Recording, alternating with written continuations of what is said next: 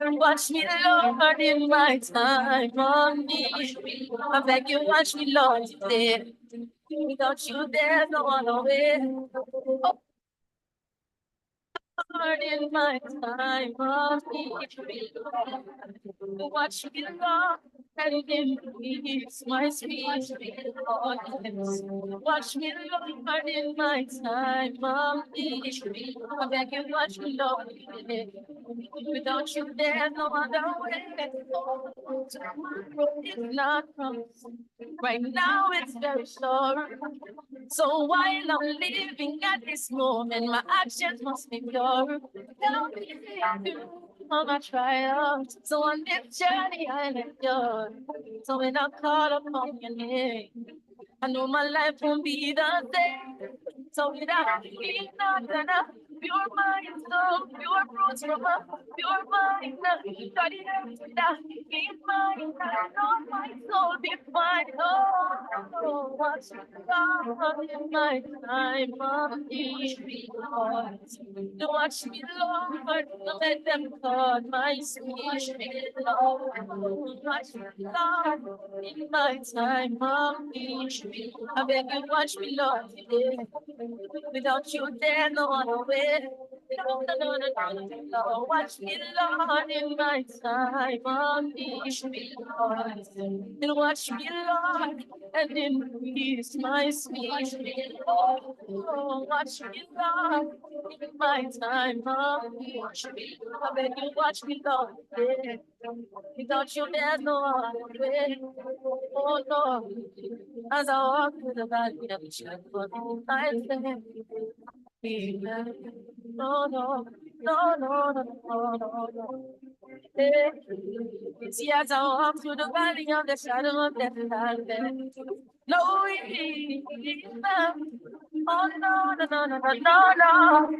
Oh, because you watch me love in my time of need. Hey, see you watching me love. Don't make them do my watching me love. Watch me love in my time of need. Now watch me love. Without you there, no one know it. Oh, oh, just watch me, Lord, watch me, Lord. Oh, watch me, Lord, watch me, Lord, watch me, Lord. Without you there, no one knows. This is Caribbean vibes. Hey, let's have a party. A Caribbean party. The entire region together in one big smash down fiesta. I'm not ready.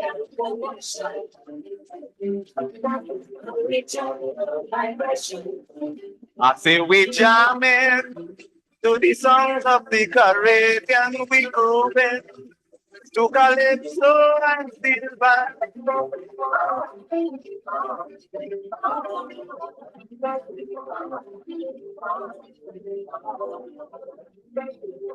This jam go be Irie. Is one love, so feel free. For we are the people of the Caribbean, showing that we don't want no pacing plans.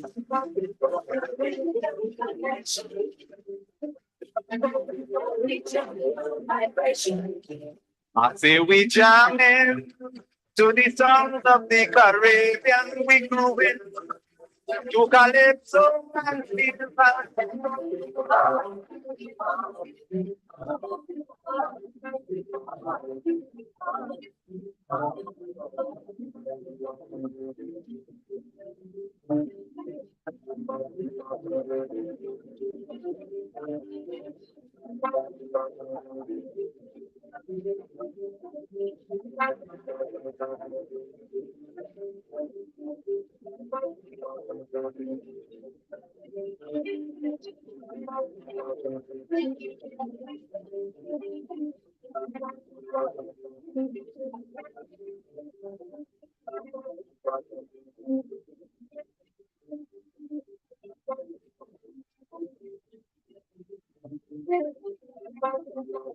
getting together. So should every leader, for we are one people, one destination. So let us move on without hesitation.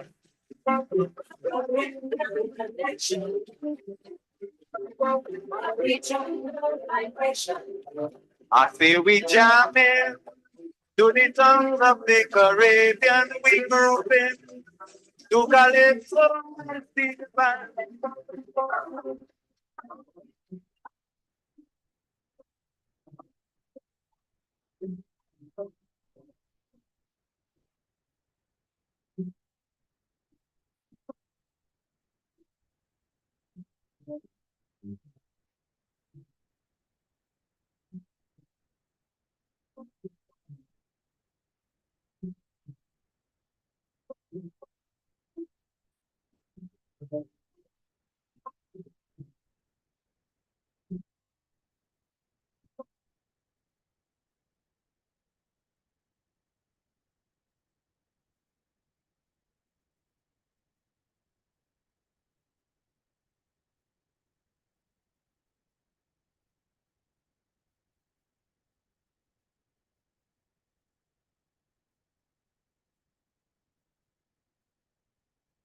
The venue is Tobago, and it's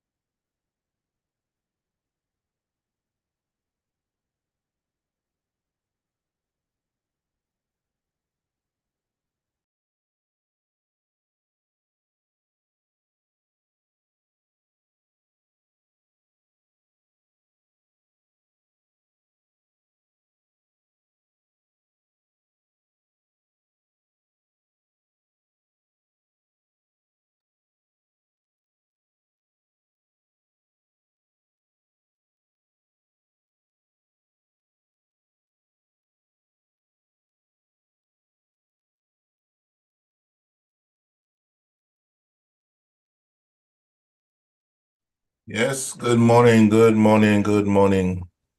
Brother, but comrade, good morning. Good Hello? morning.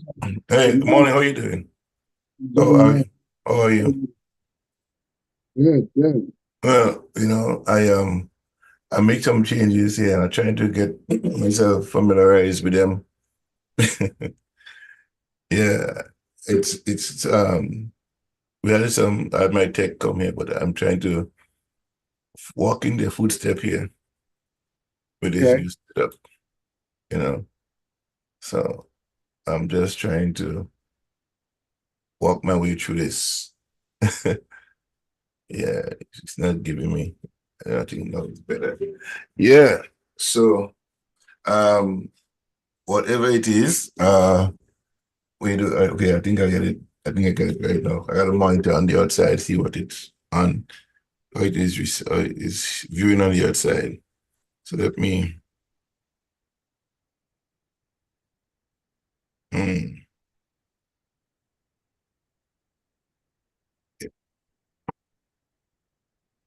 see,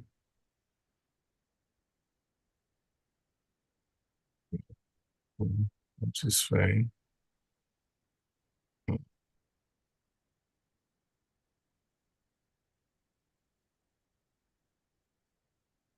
Okay. Okay, let me see what's on the outside here, there, but on this page, so people can know if people are seeing and hearing us clearly. Huh? Okay, I'm not seeing the movements. Okay, let's see. I ain't changing nothing else until I could hear from my cell phone. Okay.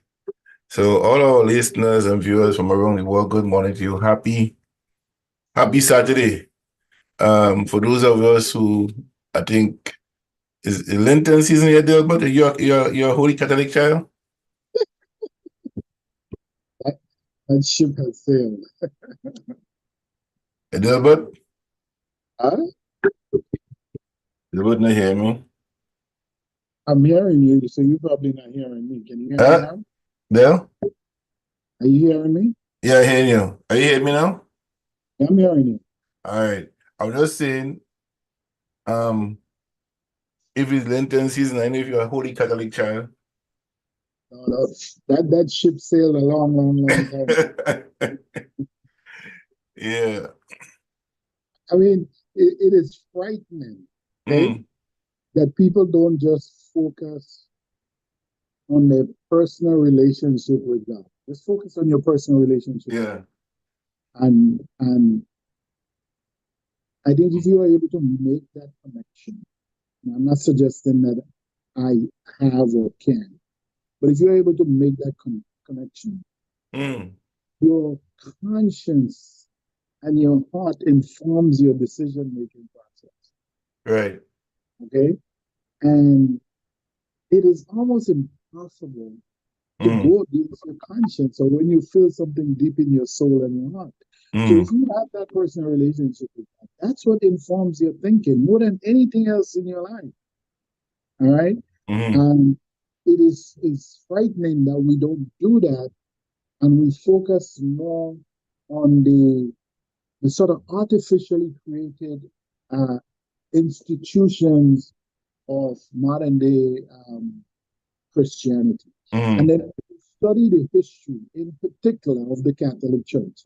right. I mean, this is one of the most corrupt, most, I don't know what else the word, violent organization who was not formed to save people or bring people to Jesus or God. Mm. That's an organization that was formed to serve itself You and, know, and, funny the, you say that, right? and the Last powerful night, of that era. last night, I was listening to um a video, and this brother was saying, the guy from he's an African brother. You say spirituality is different from religion. Don't get him Of course. twisted. Yeah. And he said the Europeans has done. They have tried to put a mask over spirituality and call it religion, Yeah. right? He said the whole of Africa have their spirituality. Religion came in and masked it, right? And deceive the people, right? And I said to people all the time, if you read the Bible, it's a black story with a white picture, yeah? And what they have done, and they're doing it well, they use what we do, Mhm. right, in our spirituality and camouflage it to religion. So the very Bible tells that religion is vain. Your religion is vain, right? But sometimes they try to manipulate it that so much so they can drift away from what the truth is. Yeah? Yeah. And we get involved with them because that's what they teach us when we came with them, or when they brought us here, or even when they conquer and they take our own oil and try to fry us with it. Yes? But those of us who become conscious, rising out of the ashes of religion, they call us crazy, they call us sick, you know, every possible name they could get to destroy our character, Yeah. they will do it. When we start waking up our people, because we wake up and we say, hey, Delbert, wake up, wake up, wake up. They want you to stay sleeping. Yeah.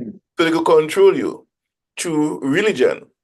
Right? Yeah, I just really hope that because one of the other huge sort of Mm.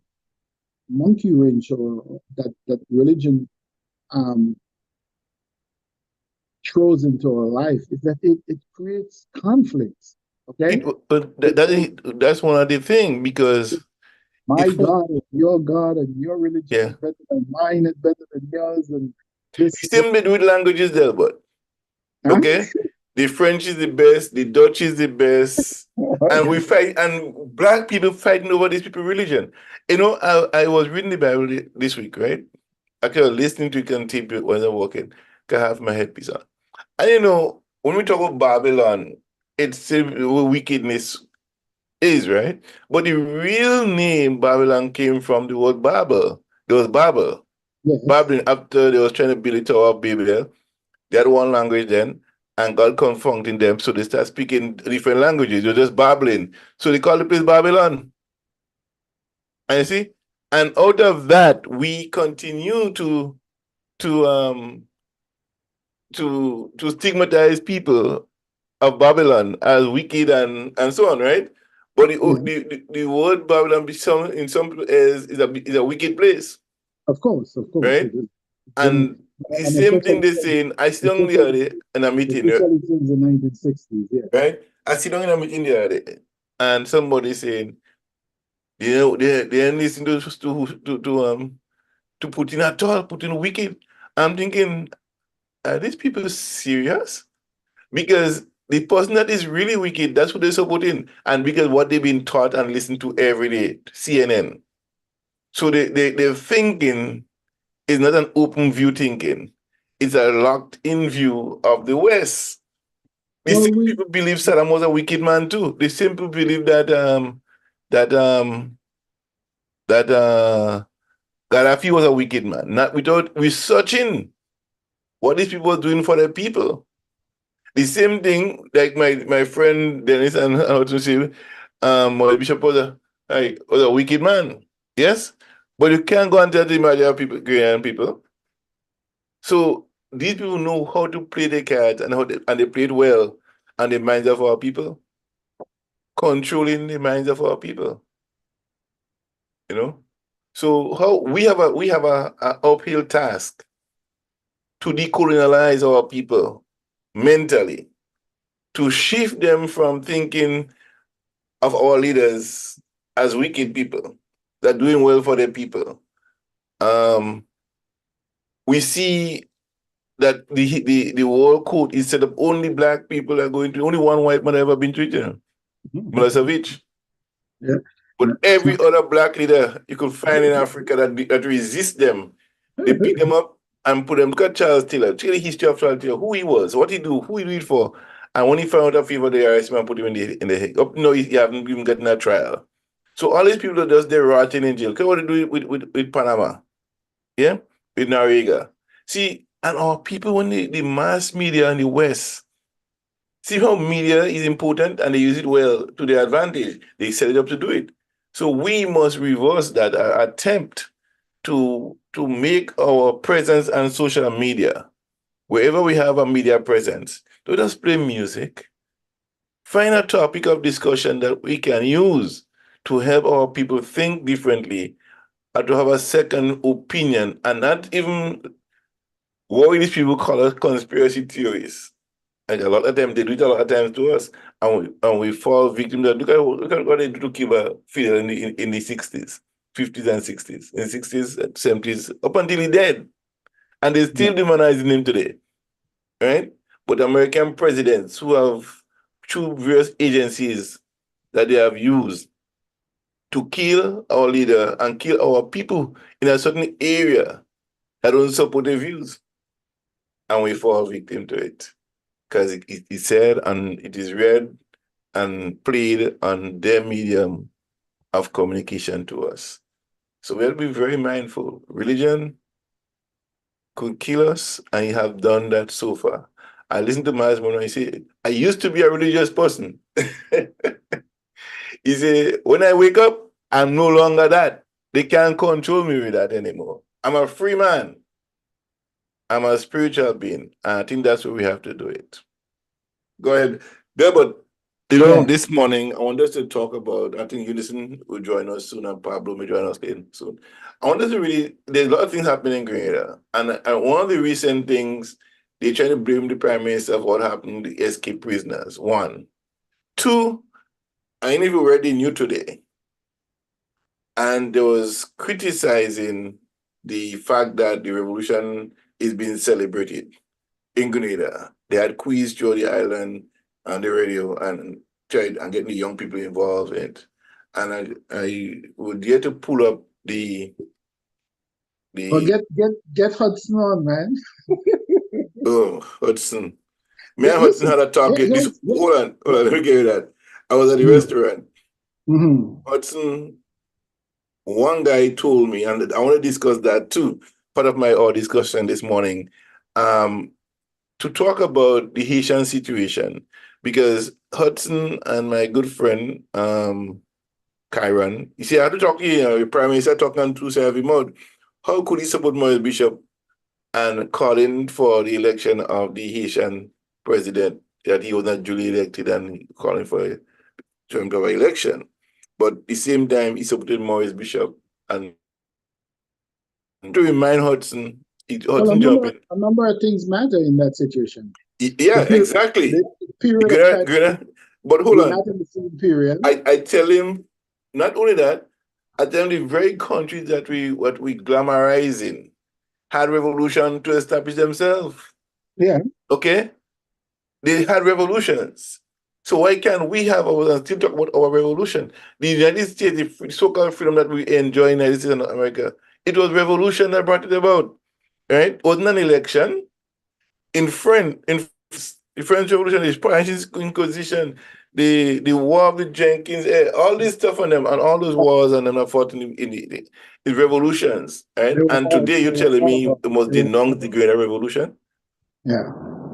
Yeah? It doesn't make sense. And so a foreign power installing a president on your soil, you tell me they can have no right to call for a duly elected person? Well, two things can be correct.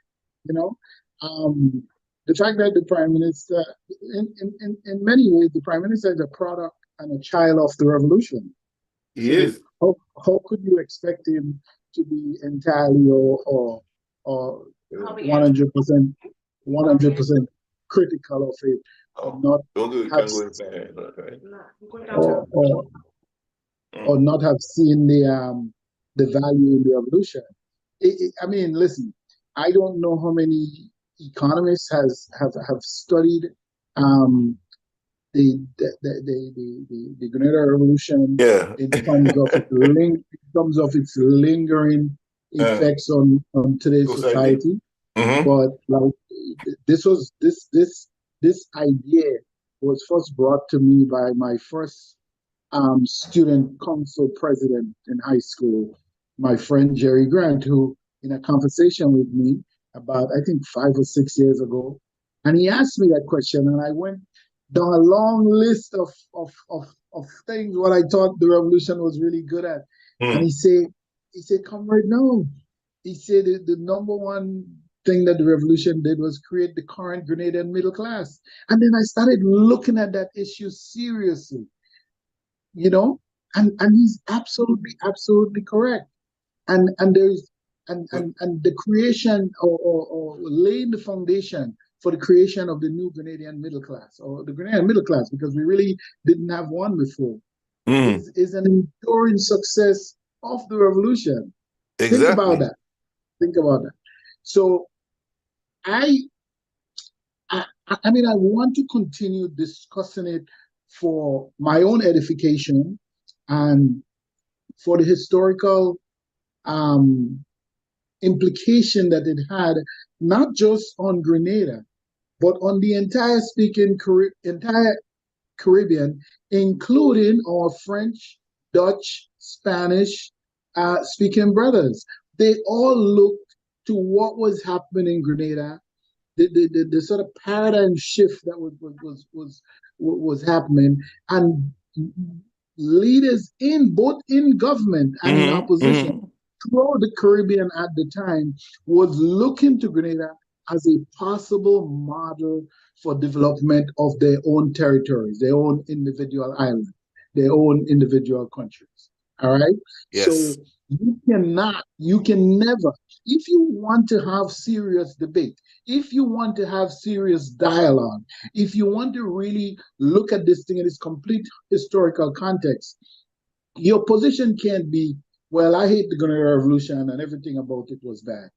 Then I don't really know how to have a conversation with you. Right. But if you come to me and say, hey, Del, you guys did this, I like this, I like that, I didn't like this, you guys were wrong on this, then we can have a conversation. Yes. But if every March or every October, what you come up with is the 5 people, the people who died in the 4 people who died in Coquelin, and then you're going to, and my comrades of perpetuating or visiting that violence on completely innocent people, or lying about your own involvement in the counter-revolutionary movement, okay, or lying about what was happening on the inside when you were locked up, or trying to use dead people to gain social media presence, then I really don't have any conversation. Well, you know what the worst thing about that is,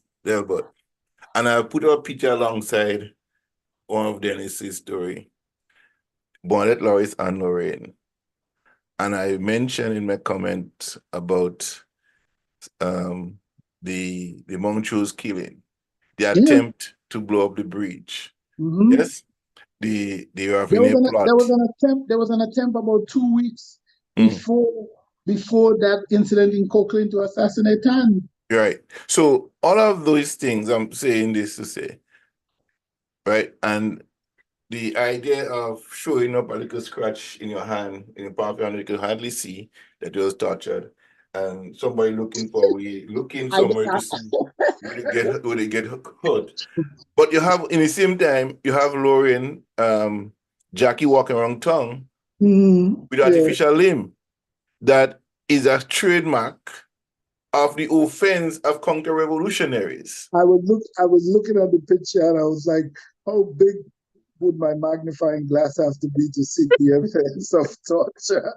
You understand? It was so embarrassing because that picture comes up every few years. Yeah, but every time there is a event right? to the revolution, there is very few. I don't remember any low-ranking police officers who were locked up. But this guy was a GVC. He was a GVC playing big in Grenville, harassing people too. So Exactly. So the I one, know who Beke is. I know him. His mother and his sister and all go to church together. mm, So he's a bloody fool. You yes, understand? He act like he feels this big hand to police officer and all kind of mhm, stuff like that. He's a yeah, blowhard. He make his yeah, trouble for himself. He invited his own troubles on him. yeah. So he because within days of the revolution, the police force was back to functioning as Mhm. normal. Yeah. All right, But you know what? with the exception of a few violent But gang Delbert, leaders within the service. you know what interesting about this whole thing? The real players who attempted and spearheaded the attempts to turn back the revolution does not be brain around the country on radio station like that, you know. Absolutely, You know and you that know I am friends. KB and Buck and Listen, them, I there's speak receipts I in speak to I speak to KB all the time. This last time I was in Grenada, we hung out in Grenville, we mm, chatted, we have spoken about this thing endless time. And that's one of the things, whether you admire KB or you don't, whatever mm, you feel of him, whether you agree with his political analysis, currently some I agree with, some I don't. mm. But KB tells the truth when it comes to those issues. And if Yeah. you speak to him, he will tell you, we planted the bomb. Here's what we wanted Well, to well, accomplish. the man told he put a social media piece on a couple of years ago Mm-hmm. that he would say in a future post Mm-hmm. where they get the money from, the arms from, and the training from to do the things. Mm-hmm. You understand? So Yeah. but somebody probably spoke to him and put it And, on because and there's no sunset clause on murder, right? murder, yes, yes. So somebody could hold him accountable for the death of those people. In Grenada, we get away a lot of things, right? He could be held accountable for those things. Listen, As a matter of fact, the guns that ended up killing Andy and Nelson and mm, the Stanislas brothers came from camps on in Paul's yeah, and Granite Hang, mm, okay, and they were hidden and stored in Pointsville Estate. And the see, man who was in control and knew where the weapons were hidden was a guy called Farmer Brown. yeah, another body from a brown guy, Those are the yeah, facts. Those are the right. facts. You can't debate that. Well, Okay, and that's what even nonsense. Kaunda, right? Kaunda Yeah. was well in our unit, in the special unit, Mhm. up at the personal security unit. Yeah. He was on Facebook a couple years ago saying that he had, or there was intelligent group, right? Mhm. Counterintelligence/PS, right? And he was sharing some information on Facebook about what happened in Plains, right? Yeah. And they would have all the information they had and they know what they're talking about, right? Yeah. And I'm saying, I hope they're listening to that because he gave a chronological detailed order of how and what happened. And I Yeah. said, Yeah. here's Ian him. He Kawuta, left the Ian army. Kawuta, He had Ian no, Kawuta, yeah. He had Ian no, Kawuta don't get along. They don't get along. you know? So anytime you tell the truth and you oppose his narratives, you're an Yes, evil person. yeah. So The fact you that Bonner could have exonerated him from the that event, using the listen, other yardstick I to, don't know that statement in Bernard book. Bernard was not in charge of national security. no, he was not. But I'm saying that the fact that it is written in the book, right? That would have been a major topic of discussion among them, right? I give Dennis that. But what I'm saying to Dennis is this, and people like him, they're making a grandstanding on the event of the revolution, that it was not a glorious revolution. I said the only reason why the revolution was not glorious is because you guys had to put a damper on it by putting a bomb in the park. Yes? And terrorizing the Ghanaian people, putting fear in them so they won't come out to the rallies and the meetings and stuff like when they're having it. And that's the truth. That is what Yeah, makes it not glamorous. Everything else, any international organization that looks at Grenada for 4.5 years would have seen and understand that this revolution was one of the best things in the Caribbean ever happened to black people. It was. It absolutely was. So It don't come. absolutely was. You see, and when you're looking back at Grenada today, like you correctly said, and Boyle was on the show the Tuesday morning, and Pablo, come on in, Pablo. Don't be shy. You're welcome to sit at the table here with us. I just get sidetracked with Pablo thing. But Bonner was saying when he was very young, he recognized the poverty, he recognized the struggles of people, right? So one of his reasons for becoming an economist was there was no economist in Grenada, an economist at the time. So his reason for is going and study to become an economist, so he could better help his people of Grenada and move them from poverty, from poor to middle class. The whole idea of the NIS when he took it on, and that was single-handedly handled by Bernard, right? Making sure that it was done and done right. He said that the profits would have been used to invest in housing. So that you sell or you lease or you rent housing. So the profit. That would have been a natural transition. Yes. And the profit will go back. So more money will be going back into the NIS and making serious money for the Ghanaian people. So more people go get jobs, more businesses go be empowered.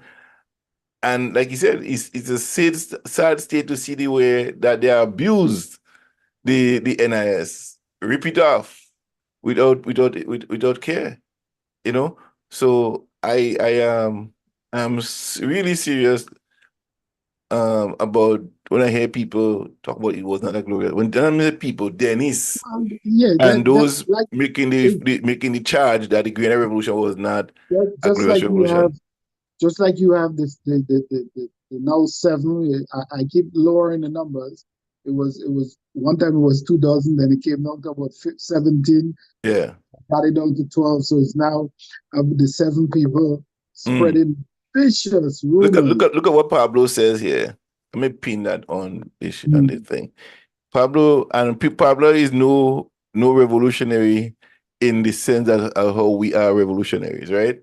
And Pablo making this simple, obvious point here that need to be noted by everyone reading. Pablo says here, under the PRG, Grenada participated in affairs of the OECS, CARICOM, the OS, and the UN. They constructed our international airport, established a national bus services, a national literacy program, brought agro industries to a major let me pull it down, to a major exporting capacity, brought long line fishing into the country. Yes, and a whole lot more. All of these are part of our history. So why shouldn't it be ventilated to all Grenadians? And like I guess when this conversation heated up about a decade ago, I was probably too defensive, and I have to accept responsibility for that on the revolution. But I'm wise enough, I'm old enough now to know that to recognize and to acknowledge that we made mistakes. Yeah. We made mistakes and people's rights were violated. But that happened. So I'm willing to. I have to accept that if I want to be an honest participant in this conversation. But don't come and tell me that the revolution, by its very nature, was a negative for Grenada. It was not. Look at the areas that Pablo listed. There were advancements made in banking, in road construction. The basis of the Eastern Main Road project, Farmer Road, Feeder Road. All right, it remains the best network of roads, length of road, or whatever mileage, whatever you want to call it, patch of road on the island today. If you leave that area, so that was a program that was started. The massive electrification. I don't know if people remember. What road and water. Big generators were brought in from East Germany. to supplement the water, bringing more pipeline water to more families in the villages. There was just a massive amount of things happening. And now remember, a year ago, we talked on this program about the problem of public transportation in Grenada. When I returned from Grenada a month ago, we talked about it again after having personally gone up, spent some time in the bus terminal at that time in the evening, that 3:45 until about 8 p.m. in Grenada is chaos. It is chaos. And it is embarrassing that the Mitchell administration in almost a quarter of a century never sought to fix that problem. There are people who leave work at 4 o'clock, don't get home until 8, 9 o'clock in the evening because of the lack of transportation. That is unacceptable, okay? Right. And there's an easy fix. But this is a big program. This is a big issue. It is not a complicated fix in my opinion. There's some conversation going on right now on Facebook about it. So we should plan a show around it, whether you do it or Pablo do it. And let's bring on some people because we are blessed to have experts in that. You know, Ken is one of the leading transportation and logistics experts that probably any country can have. So he's somebody that should be part of that conversation. There are other people with really good ideas in terms of how we do it. We should organize a show around how do we fix the transportation issue in Grenada, because you cannot develop the economy if you do not have reliable transportation for the citizenry. You cannot. You know? So a lot of things that was said, and I was reading the news today, and I was telling you that the editorial was focusing on the 45th anniversary of the Green Revolution. And I'm trying to pull it up here. But the fact remains that, and I see it loud and clear, whether liked or not, the Green Revolution did happen. Yeah. Green Revolution existed in full living color, right? And the people of Grenada turned out in mass to witness every rally, every event. They participated in almost everything revolution, right? So there is no question that the Green Revolution has left a major print on the minds of the people of Grenada, Carriacou, and Petit Man. And you know what I'm finding out? I'm finding out now that some of the most ardent supporters of the revolutionary process in Grenada are young people who weren't even alive. Exactly. And look at that girl from England last week. The two girls that spoke at was on the panel, right? Their perspective, their futuristic thinking, right, on Grenada is based on their study. And they're not stupid people, they're very intelligent young ladies, yes, who have done their research to come on the show. And long before, they are products of the revolution in one sense, whether they like it or not. Their parents was fully involved in the process, one way or the other. Gallo's daughter, who is now a professor in Germany, to be exact, he arrived on a scholarship from Grenada, right? At what's the girl named Atiba, who was a prospective candidate for the Keith Mitchell administration. She delivered a nice piece as well. So it tells us that the revolution is in full effect. Yeah. Based on their conversation, based on their deliveries, you can tell that they are willing to continue the programs of the revolution. I think that's the biggest fear of my few friends and that my revolutionary colleagues like the Hudson George and the Dennis and them. A few of them are shying away from the fact that the revolution is in full effect. As a matter of fact, the utterances of Hudson, the Kodites and them, and he talked about Maurice Bishop last time. I had to remind Hudson that before I was, they were. Yeah? They was in March 13th, arms in the air with Maurice Bishop. Mhm. Right? You make him.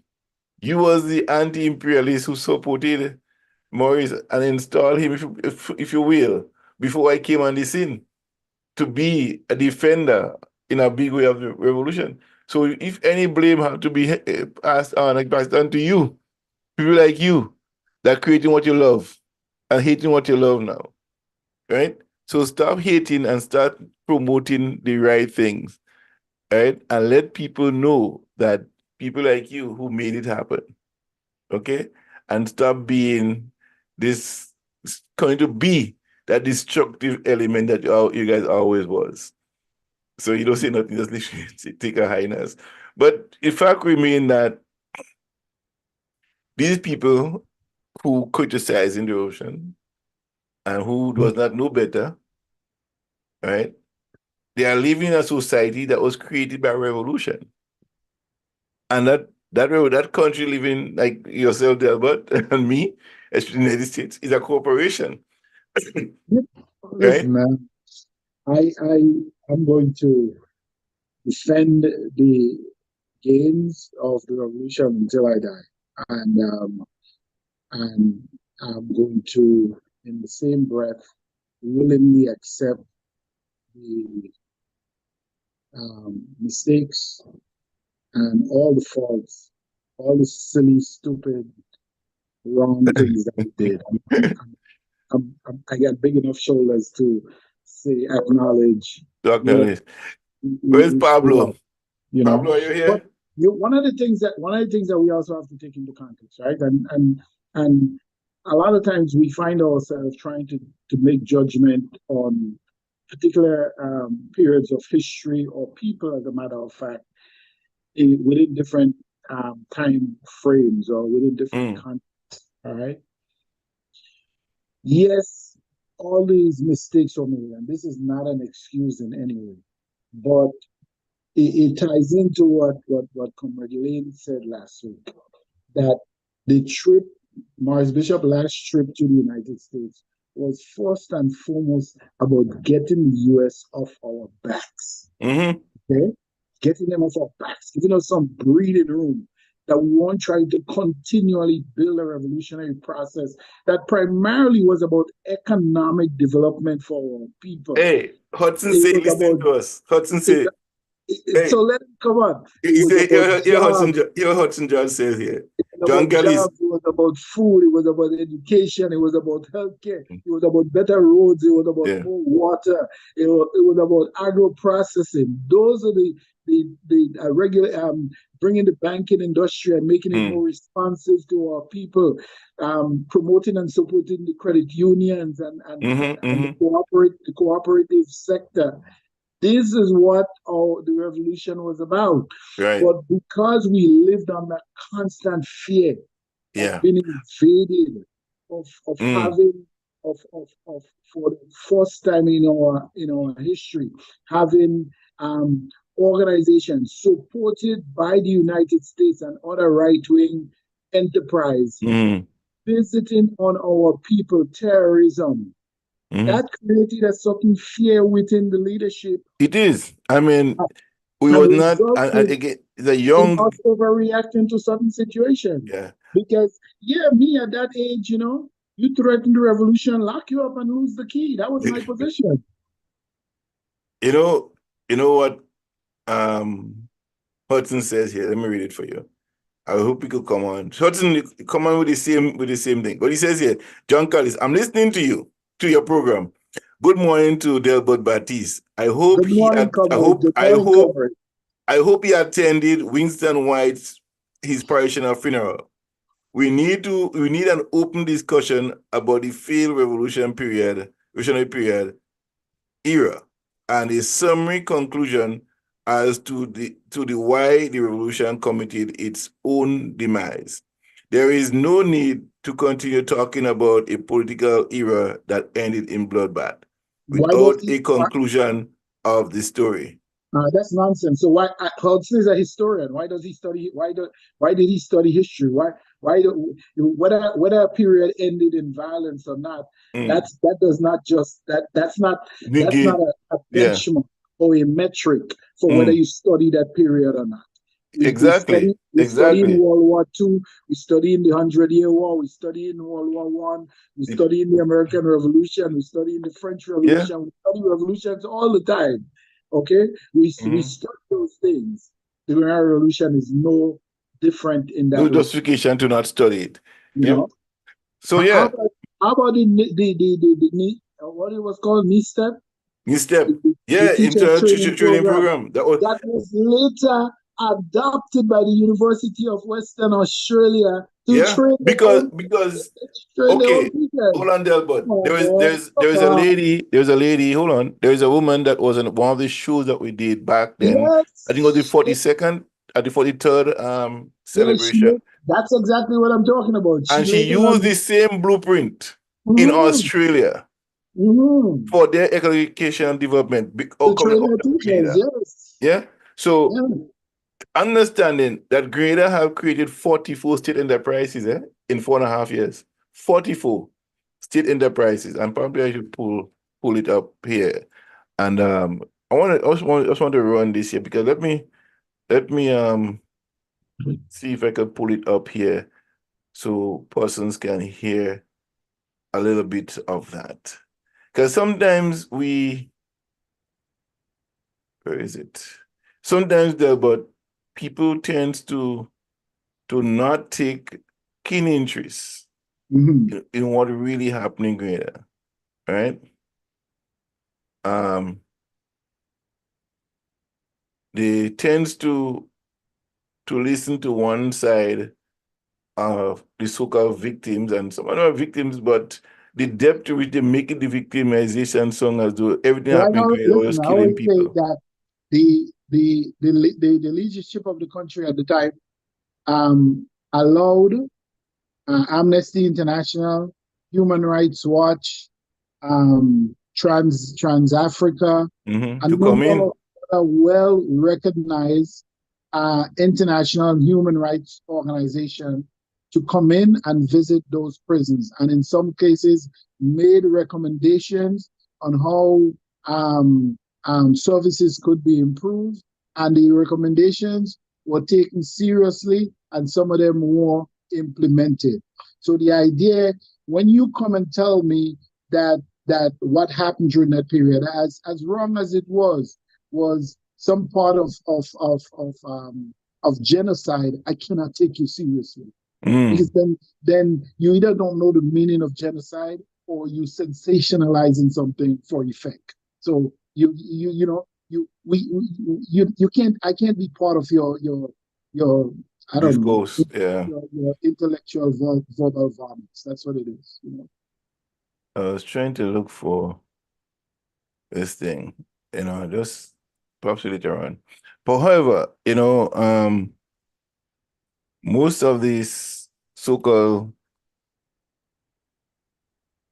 anti or counter-revolutionaries and them who probably were looking for something big to happen for them, it did not happen. And sometimes I question if they had succeeded and look at the people who they had as potential leaders, what would have happened to Grenada? Think about it for a moment. Stanley Cyrus, yeah? Well, look what happened to one of the leaders who came out of that movement, Keith Mitchell. Yeah. Let's not dance around it. Yeah, exactly. He was one of those persons as well. He was part of that movement. Right. Yeah. Okay. So think about it. What we would have had. Look at what he did to Grenada. Look at what he did to Grenada.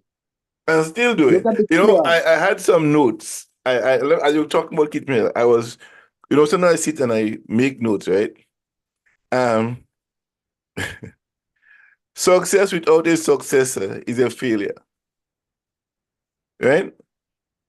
And I love that because a leader absence is his greatness. What that means is that if in your absence nothing transformed, nothing gained, nobody could be seen, and you can't see somebody as your replacement, you're a failed leader. So if you cannot find somebody to replace you, somebody that you could trust, you have not done your job as a leader. Well, the 101 of leadership and management and so forth is to build a team around you. It's mentoring Okay? people to You either succeed, recruit or you to build an a team. ideal, yeah, to You cannot, success, to you cannot build succeed you. continuous. Yeah, if you can't build that team around you who at any given time can take over and push your agenda even further, You know something there, but then you would have failed. And that was one of Gary's main failure, by the way. you know Okay? something, right? When you look at the structure, right, of NDC, right? People say they always change the leader. When a leader, whatever reason the leader go down for, there's one right already, right, to replace, right? You know that? Over the years, the only leader that NDC has changed within the party, right? It tells that you have enough depth to go to pull a leader up. And I would argue that every single one of them, even if they did not get the chance to run the country, they maintain the party. Were better than what we had. Yes, you know? Yes, they have done well. You know, whoever you put in charge, they kept the party together. You understand? They kept the party together. And here you have the doc. Can't even find a replacement. You haven't had a convention after the election. Let me tell you something.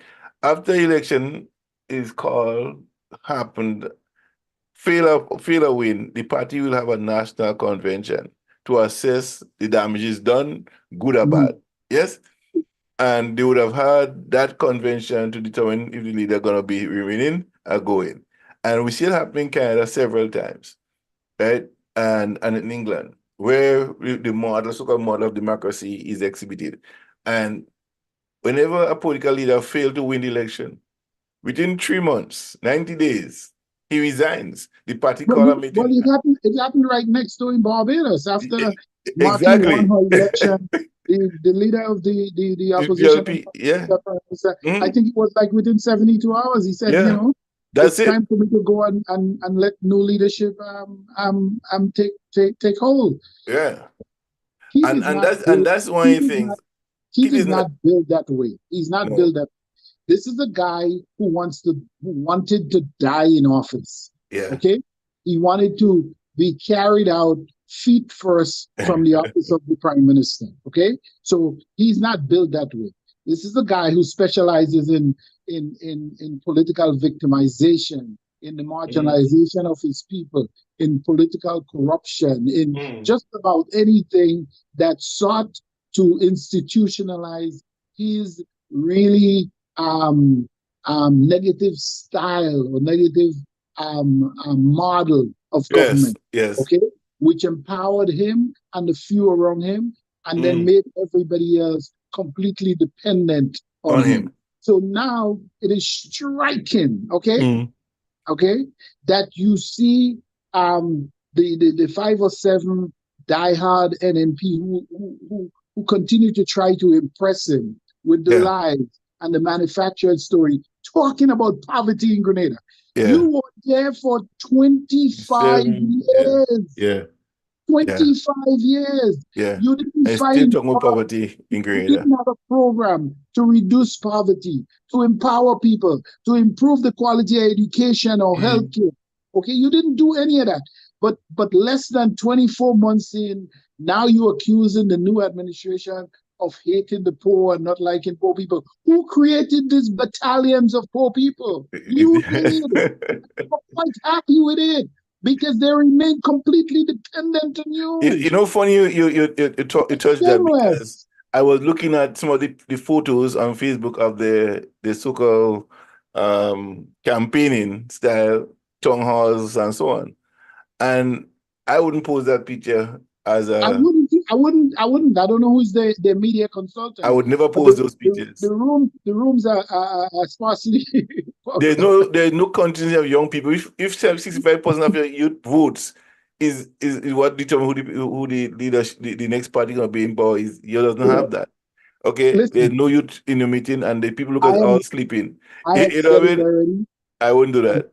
and people know it. I'm not a big fan of democracy. I think by and large, democracy has failed us. Okay, Big time, all right. big So time. I'm not a big fan of it, but that's what we have right now. What you have until, For that, but for that thing, mm, I I think that we in Grenada need two strong political parties, mm, but two parties that would engage in the serious debate about the country's future.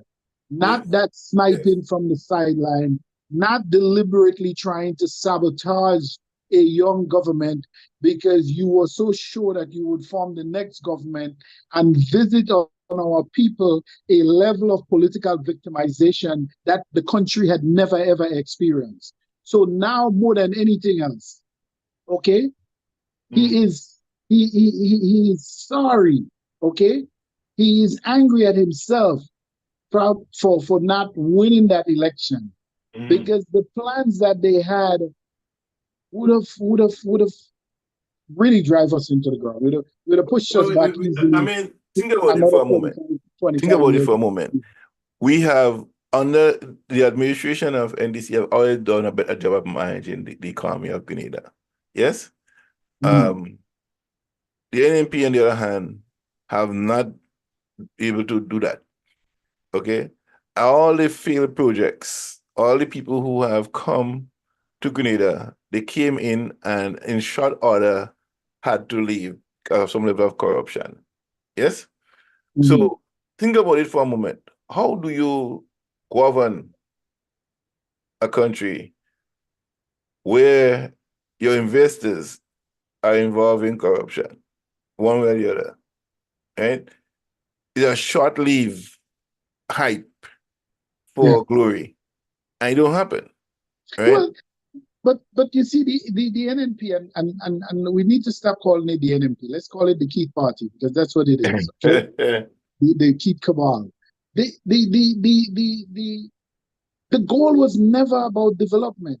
The goal was never about advancing the country. The Mm, goal was about empowering themselves. right. That's what I once I know I'm missing. I'm not hearing you there, but something go wrong here. Um, wait, what happened? I'm not hearing you. You did it, but hello. I hear you kind of have a faint inside my head here. Um, yeah, I know I'm not hearing you as loud as before. Wow. All right. So, so the like you call it the cabal, they have not produced or live up to the expectation of the Ghanaian people. For some reason, they have destroyed the imagery of Grenada, right? Um, no trusted partners has been able to surface in the Grenadian domain, political domain. Over the years, we have seen and heard the cries of the Ghanaian people. Now, despite the fact that the Ghanaian people chose the NDC this time around, based on a level of trust, yes, how much they distrust the leadership of the NMP. And my hope is that this present government would take heed of the electorate and ensure that they do something that would entice them to vote for them next time. Because the excitement for voting have shifted. Yes, what was is not is today. People voted because they trusted that Deacon would pay off the pension. Yes. Teachers was promised they pay, and a number of promises was made, and it was given, it was delivered.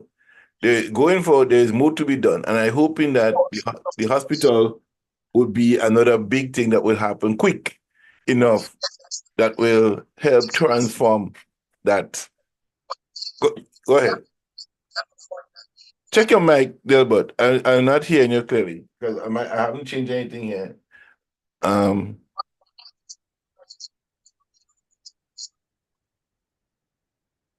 don't want to touch nothing because I didn't touch anything here. Check your mic, Delbert, because I haven't changed anything on my end. You're coming in spotted, like.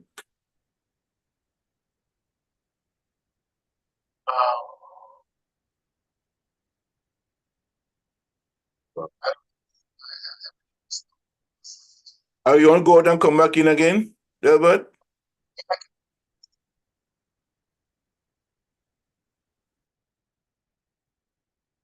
Okay, let me play a song and come back, Delbert.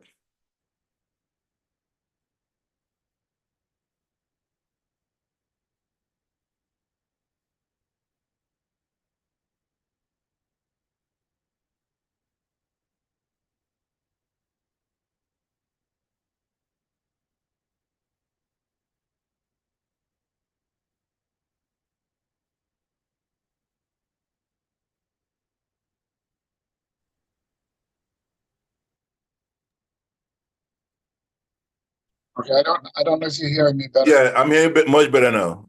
Yeah. Okay. I'm playing a song here. Let me just see. Yeah.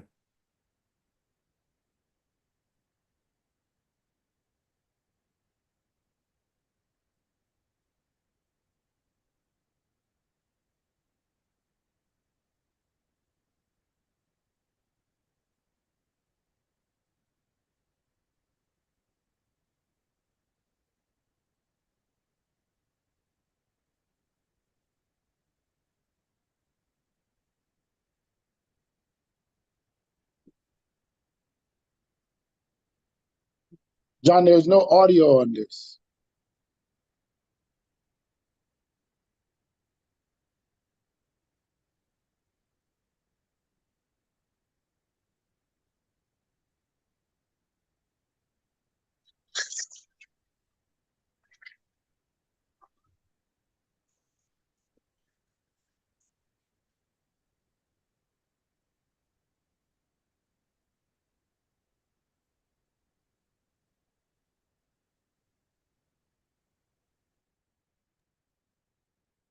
From Jordan, and I'm going to, in the same breath, willingly accept the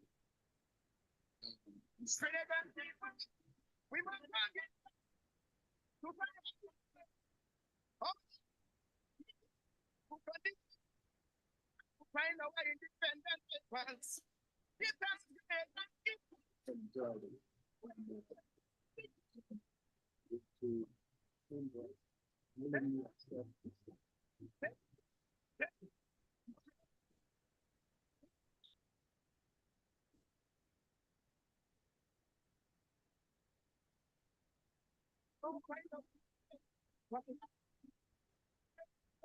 from Jordan. To willingly accept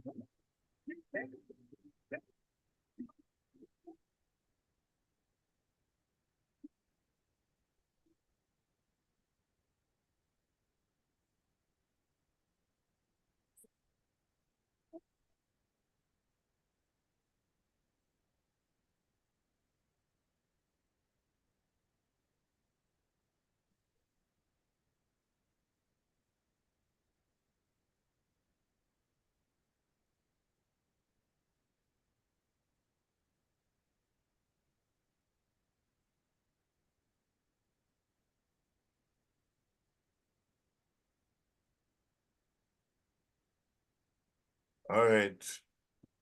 I think we're back. Flip the flag and wave it. All right. All right, all right. All right, yeah, but we're back. Okay, yeah. Yeah, I'm here, Clay. I don't know what's happening here. I gotta learn this thing all over again. We did. I Yeah. think, yeah. It's me in training again. And then it do upgrades. I have to learn this thing from the bottom up. You know, um, even though the knobs are here, it changed what the system have shifted a little bit. But that's okay. So we were at the point where I was talking about well, good morning, June. Good morning, good morning. Um yeah. You was talking about I lose my train of thought here. Get this thing go out. But um what we were talking, I was primarily dealing with the failures of Yes, of the administration, mutual the administration. administration, you know. Yes. And So it's the ability to, when you look govern. at all of the what you would call signature projects of a government, Yeah. and that remains my only criticism of the current government. And I don't know if so much if I want to call it a criticism, but I want to keep repeating it that the people in the corridors of power would begin to pay attention. Every Well, government, Dr. anywhere in the world. Dr. Pierre, you wasn't on last Friday night. Dr. Pierre has, and he is in the process of conducting a survey in Grenada. And I think the government are going to have to start listening to that one. Yeah. Yes, they have to start listening because it's not looking good on the people at this point.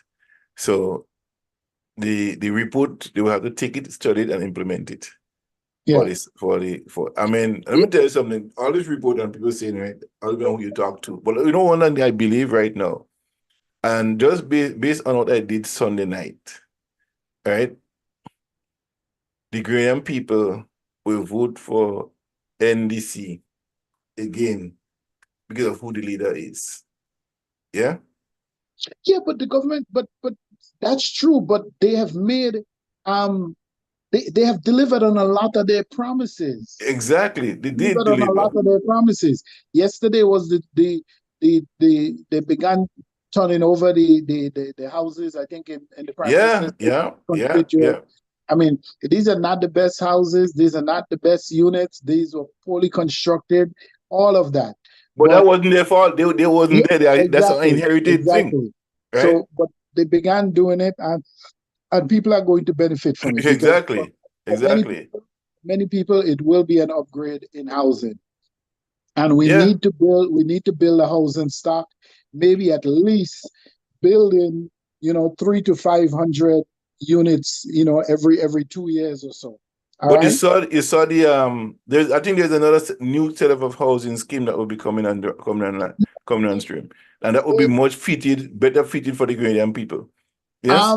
Yeah. I think it should be put out for some more consultation. Yeah. Because I think it would solve an immediate need, but it doesn't. It clearly will not suit the long-term development of the country. Listen, we need to grow population in Grenada.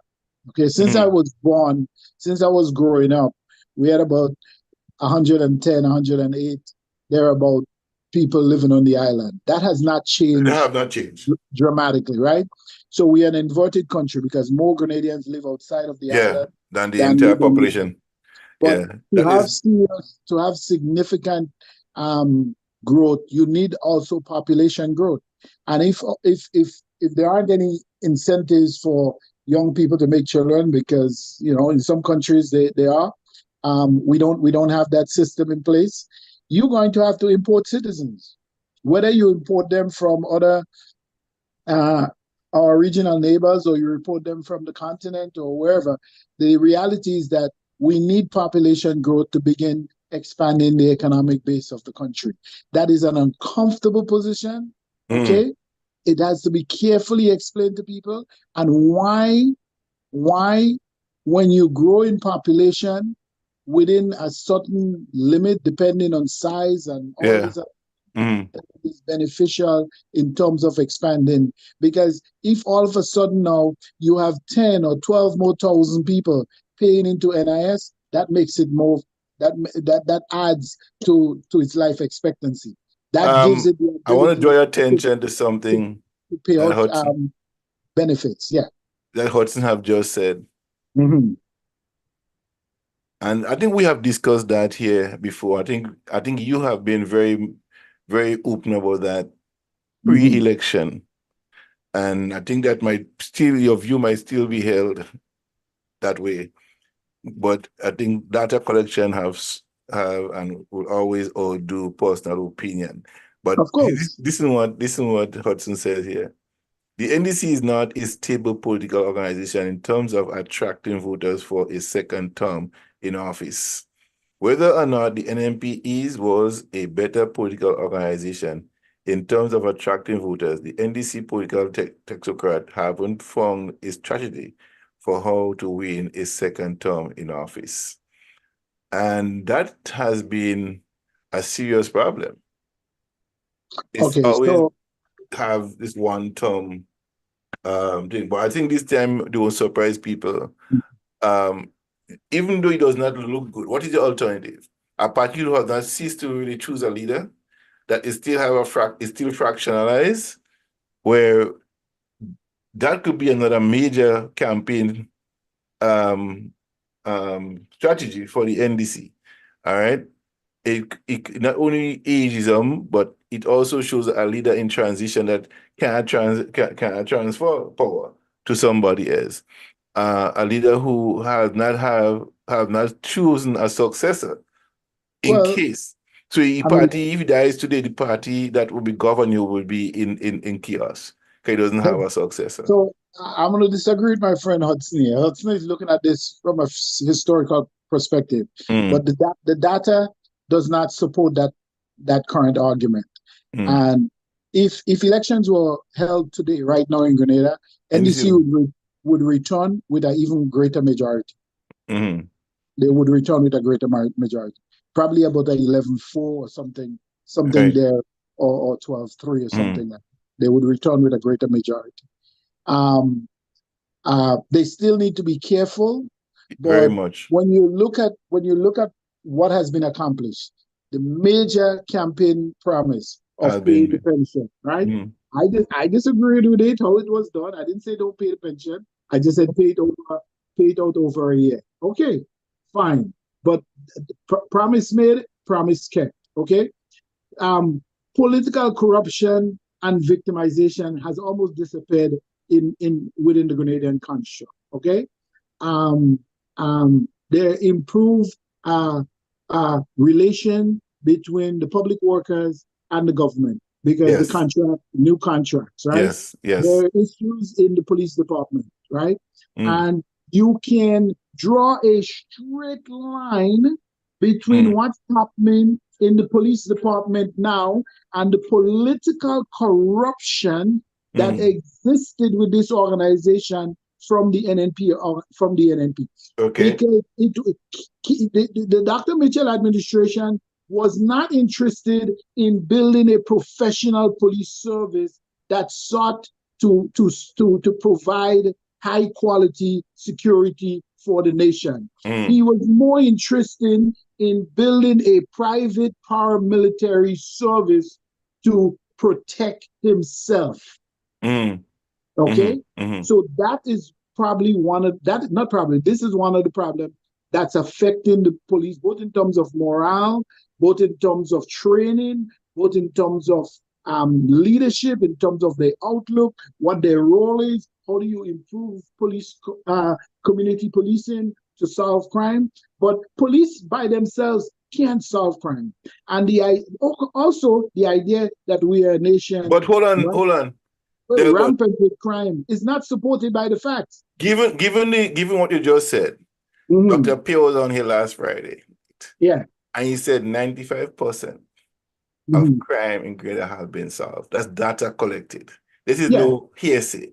It is Mm-hmm. raw data that Grenadian police services in Grenada was able to solve 95% of the crimes. But crime solving in Grenada is very, very easy because most of the crime are intra-family crimes. Comparing to other Caribbean countries, size and It's everything, intra-family. It's people we have fighting done over better land, people in fighting over this. crime fighting know? than any other Caribbean country. Yeah. So that I know. So based on Dr. Pierre's data collection, right? And Listen, he wins all the time. The greatest crime fighting tool is investment in education, investment in healthcare, and creating a platform upon which businesses can make further investment in the economy and provide more jobs with increased wages. Let me if you are doing those three things simultaneously, okay, you will always see a reduction in crime. So two things happened here over the last couple of weeks, right? Last week, Saturday evening, I received somebody tagged me in a Facebook page of Denison George. They know Denison George, he's a lawyer, he's a musician.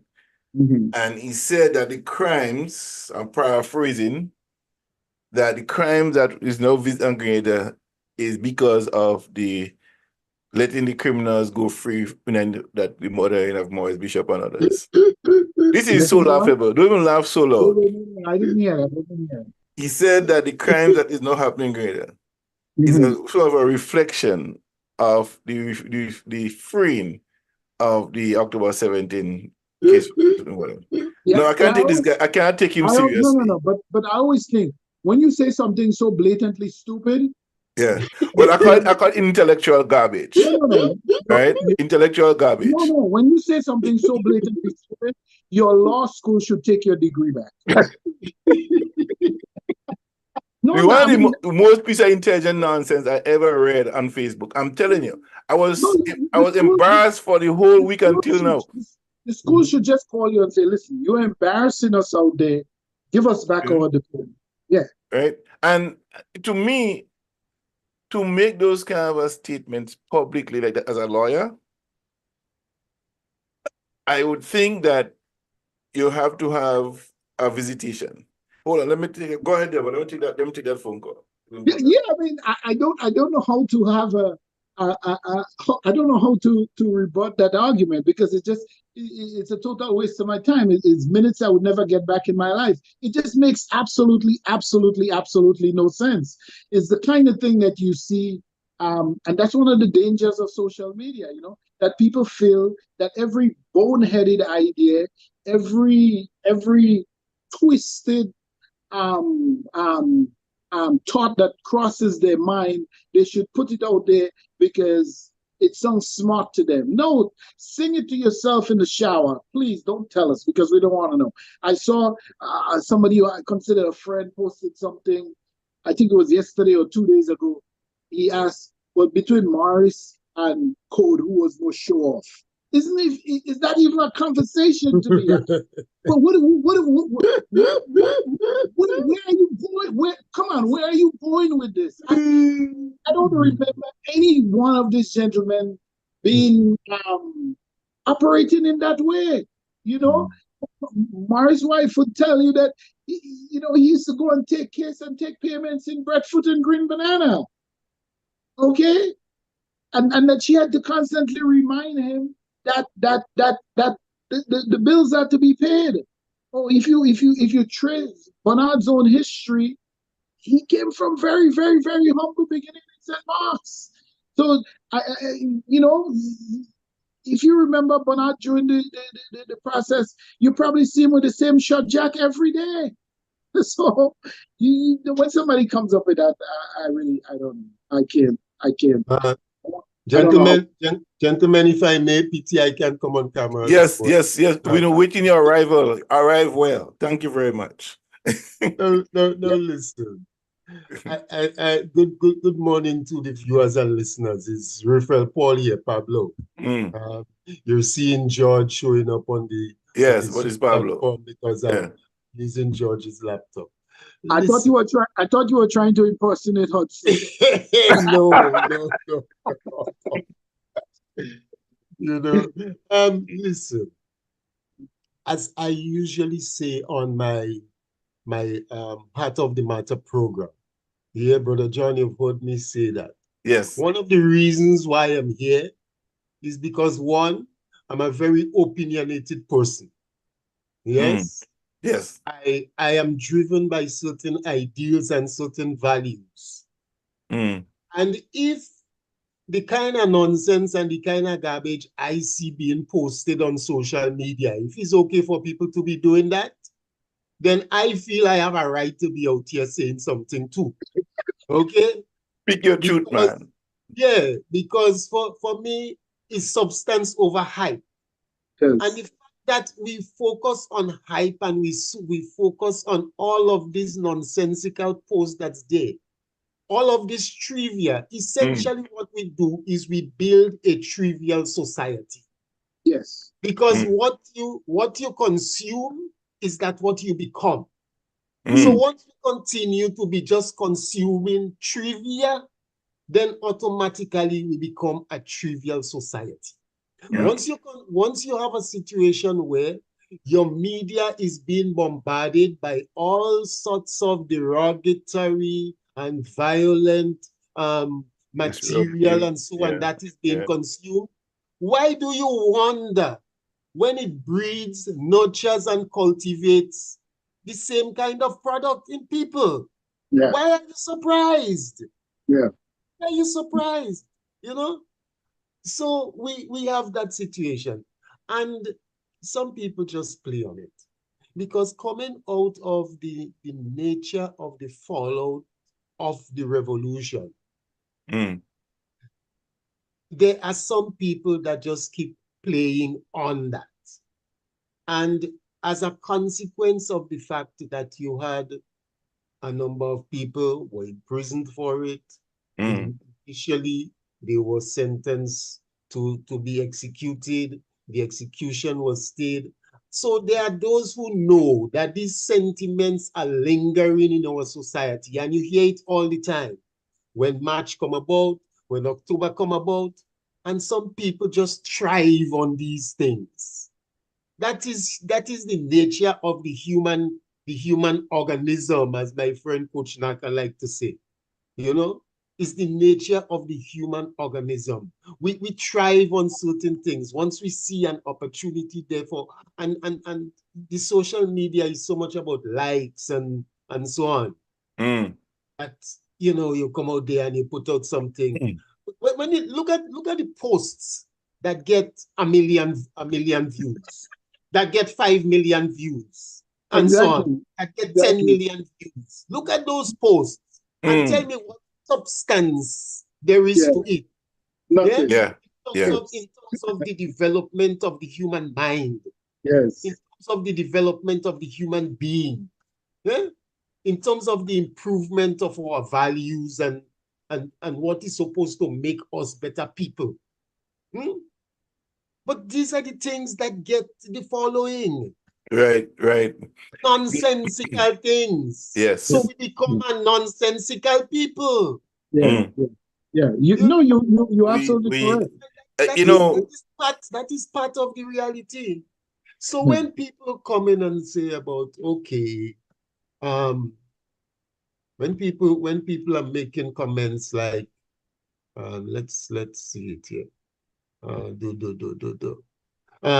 There is no need to continue talking about a political era that ended in a bloodbath without a conclusion of the story. Yeah. Now, fortunately, the individual who makes that comment doesn't have the kind of authority, is not in a position to dictate to the rest of us what we should think, how we should conceive things, and so on. It doesn't have the authority to say to the government, listen, you need to put an end to this thing, and so on. And so the vast majority of us recognize the fact that that era is an indelible part of the history of Grenada. Yep. And the history of Grenada will always have to be discussed, analyzed, and so that we can make determinations from it as to what kind of lessons we can learn from it. When you say there's no need to continue talking about it, what should be done with it? Behave as if it never existed? Yeah. What are you going to do with it? Yeah, exactly. What you I going to think do the with whole, it? I think the whole thing, Eh? Pablo. What you going to do with it? And as you read, Brother John, earlier on from what I had posted on there, are you going to get rid of the international airport? Yes. Are you going to The get rid NIS? of the NIS? All of those people who went away to study under the revolution and became doctors and so on, and are serving and so. What are you going to do? You pick up all of them as you did the equipment that build the airport and go and dump it outside Point Saline? Oh, Pablo, you know about that? Yeah. I know about that. Yeah. Listen, Yeah. As personally, Brother John said, right? I was not involved in the revolution in the way you guys were. But I lived and I had my issues with the revolution. But I lived through that period. We grow and life is about maturing. We are always maturing. You plant a seed and over time it matures and it goes through different phases and different stages of maturity. So too is the human being. So if some people want to remain stagnated in one dispensation of the maturity, in spite of the fact that throughout that period, they would have grown all kind of leaves and all kind of branches, grown all kind of fruits and so, but you still want to treat as though you're a plant in its embryonic stage. That's up to you. yeah. Okay? I have not matured in that way. I've matured to the point where, although I came from a GNP household where we were anti-Gary and whatnot, I can have an appreciation of the role that Gary played in addressing the conditions and the plight of the estate workers and all of that. Yeah. I can appreciate that. Yeah. I can appreciate the role that Gary played in terms of changing a lot of the social dynamics and the economic dynamics in terms of people's ability, Black people's ability to be employed in certain places and all of that. I can appreciate that. And so as such, I can appreciate the contribution that Gary made to the overall growth and development of the country, the role that he played in the development of people and in the history of the country. Pablo, I have a quick story to tell you, and it relates to your area. When we used to do the political worker education classes, when I was training to become a full-time sort of tutor on my own, I trained with a few people. One of the people I trained with was Chicken, and we came up in Guelph in the estate to have some classes. Right. And I'm going hard, you know, I'm straight off the material. Right. And the people just sitting there and they were looking at me with all my mother's milk on my face. These are people who have worked hard their life. I've been on the estate twice the amount of years that I've been alive. And they think, why the hell did they send this little idiot to talk to us? Okay. But I think I'm doing great because I know the material. When we left, Chicken asked me, well, how do you think it went? I said, it went good. He said, you must be out of your mind. He said, you didn't reach one person. You didn't reach none of them. They didn't hear anything. They don't even remember your name. Okay? And he said, as a matter of fact, this is not going to work in this class. He said, we have to meet these people where they live. So they don't care about this political science nonsense we're talking about. The next time, let's go back and talk to them about how they could access better healthcare, how they can access better opportunities for their kids in education, how what the Water Commission at the time is going to be doing to help them, and what other services.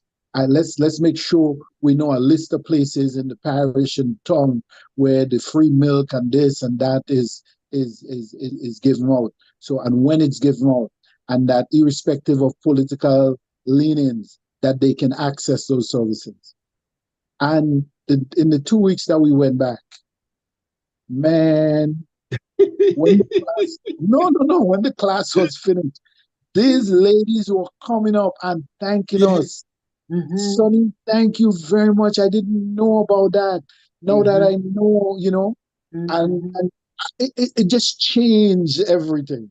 So a lot of times, sometimes we're so full of ourselves, we think that we have. I always remember that because it humbled me. It humbled me. Yeah. And that's the thing. Some people, they accumulate a lot of information, so they know a lot of things. And like it's just how to demonstrate that I know this and I know that, and I have this information and I have that information and so on. And you're not reaching anybody. Yeah, you're not. You're not reaching anybody. It become an obsession of information overload. Yeah. Yes. And a lot of times retaining information. And before you go ahead, John, Brother John, you ultimately what happens is that you begin to insert things in conversation that doesn't fit the context of what is being discussed. Absolutely. Over and over again. And you feel you're bright. Yeah. Go ahead, Brother John. I said information overload is one thing, right? And I'll read you shortly. Yeah, information overload is one thing. And a lot of times we have information, sometimes the information is not factual. It could just be an opinion. An opinion is not facts. Yeah. Yes. And a lot of times people formulate opinions and think that is factual, right? They does not know data to support it. There's not even just looking at something and assessing it doesn't mean that's what it is. Yes. Yeah. Until you literally get into the nitty-gritty of the study of the thing. And let's look, for example, what happened in the last election, right? When Peter Wickham forecast that the ANP will win 15-0. That's opinion. That's not facts. So Dr. Pierre went on the ground, did a survey, collected the data, where some question how you get the data, why he get this thing. They went on the ground and they got the data and they presented it to us here on GMFM, that who gonna win, how much you're gonna win by. That's facts. That's an opinion. Yeah. And it turned out the way he said it would be. So when other people have opinions, they're entitled to that. But one thing I've learned over the years, everybody's entitled to their own opinion. Yes? But nobody has a right to be wrong about the truth. Yeah. The truth always gonna be the truth. Yeah, Wickham was doing push polling, and which has sometimes proven to be useful or successful. So primarily what he did, he was not interested in a good sampling of the voters. So he did his thing in NNP. He polled in NNP strongholds. But on the ground. He was on the ground for a while, and he had people on the ground, even though if he personally was not. They were asking questions. But if you're doing push polling and then you're doing your poll in the stronghold, basically he was telling the former prime minister what he wanted to hear. Wickham has been a political hack for a long time. He's not objective in his analysis. Why the Caribbean takes him seriously is beyond me, because I find most of his arguments, his political arguments, to be very weak. They operate very much on the surface. It doesn't dive deep into the sociological issues that economic and other social issues that's confronting the Caribbean. He operates very much on the surface. So that's like a political hack. But listen, I I believe that we were talking earlier on about, a hospital to build a good modern teaching hospital. And if we're going to build a modern teaching hospital, we have to include as a component in it health tourism. Okay, that's going to greatly be able to subsidize the cost of the operation of the hospital and subsidize the overall cost of a better quality healthcare on the island. That's going to take time. That's a 5 to 7 year project. It's not easy, Big countries take years to build these kind of facilities. In Grenada, we have limited resources. We, both in terms of the human resources and the financial resources. So it's going to take time. But in the meantime, what we can do is to significantly improve the quality of the services at the parish level. Okay, during the revolution, we talked. One of the slogans was primary health care, which meant bringing health care and health services to the people in their community where they live. Yes. Talking to them about possible diseases that's coming down the pipeline that they can face based on history and all these things, right?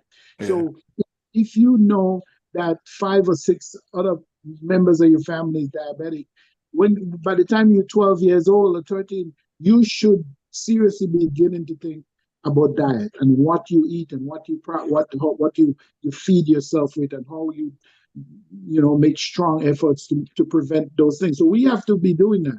But to do that, we need better facilities. So if I were the government now, I would say there's a beautiful facility that was built in Guelph. I don't agree with the location, but it's built already, blah, blah, blah.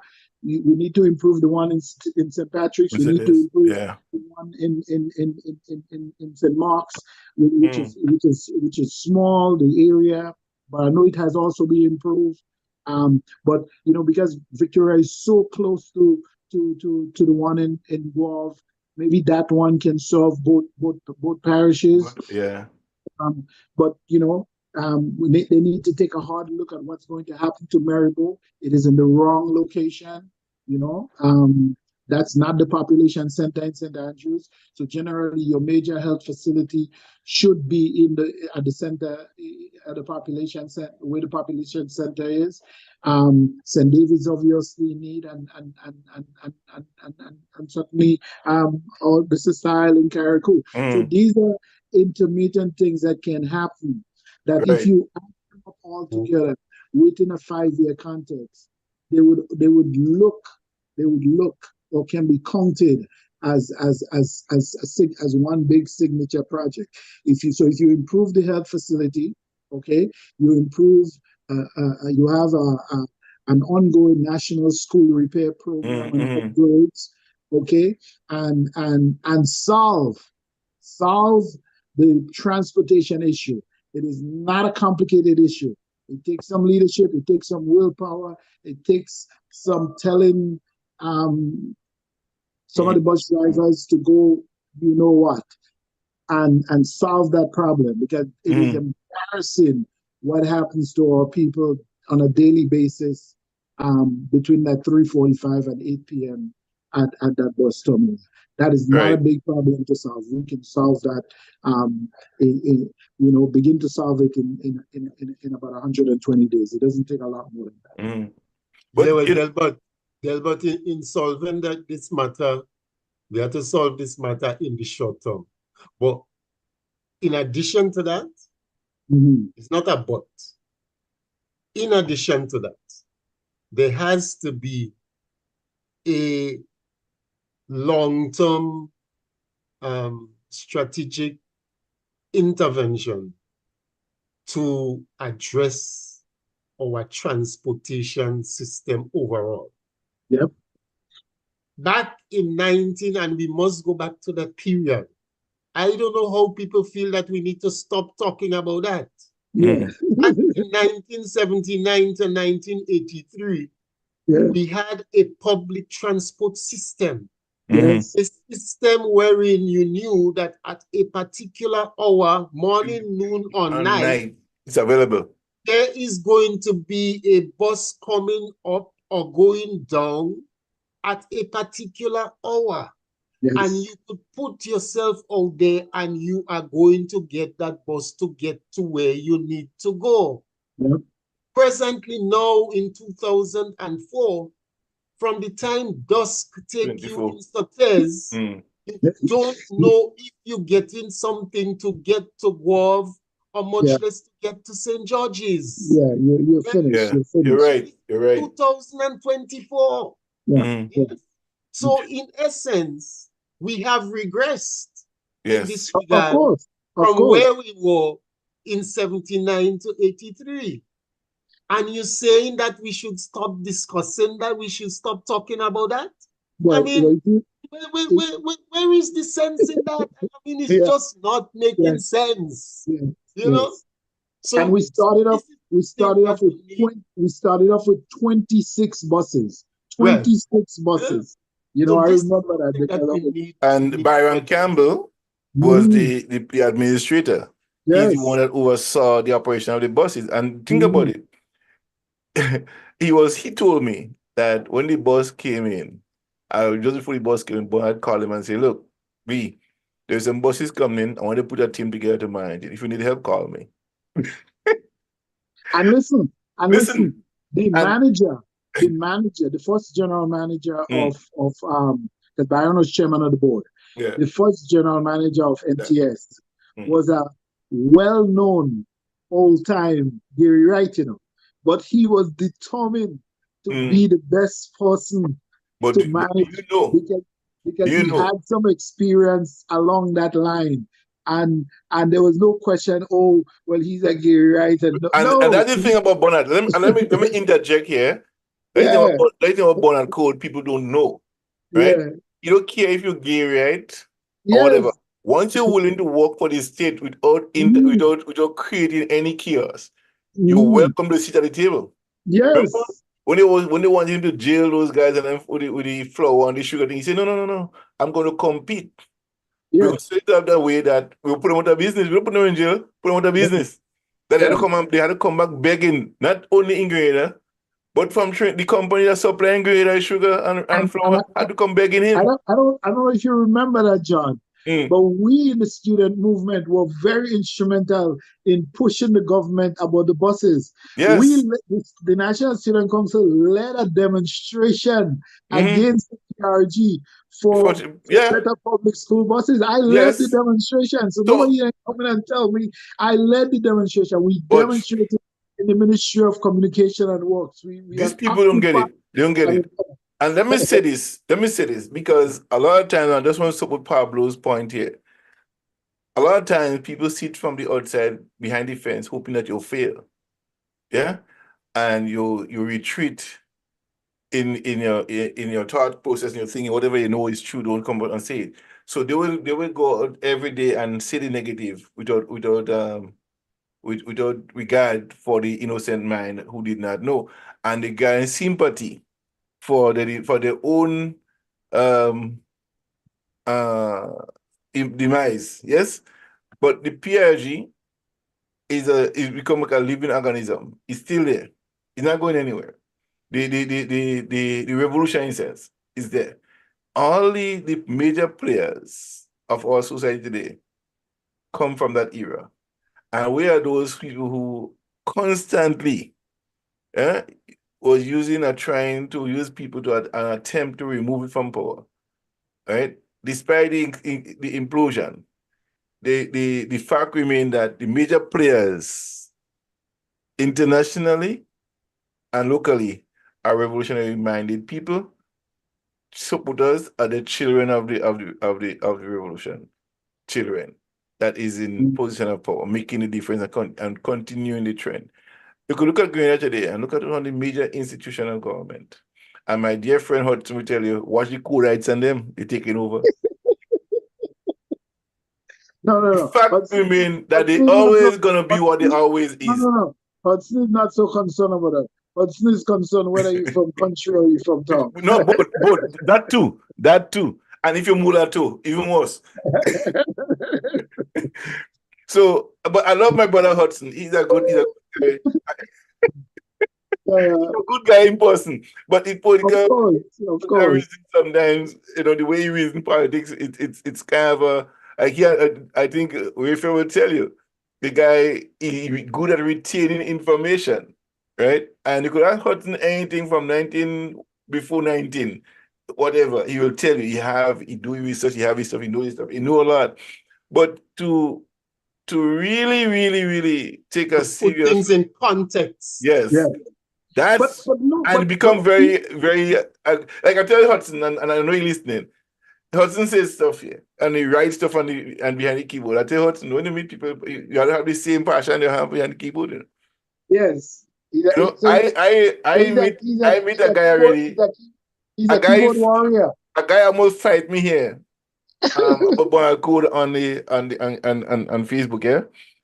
And I met him in a grade that day. And I said, "What's up? You want to talk about that thing?" No. He run. But on the keyboard, here's what we have Clint Eastwood and the ready to draw. What we have to, any special.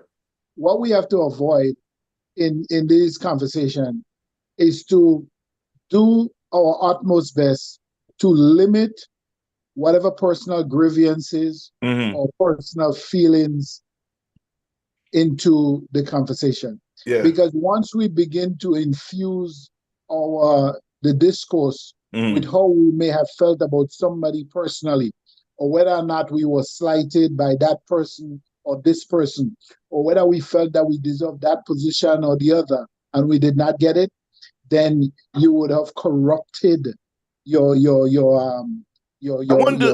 Yeah. I want to shift the conversation a little bit, Delbert and Pablo.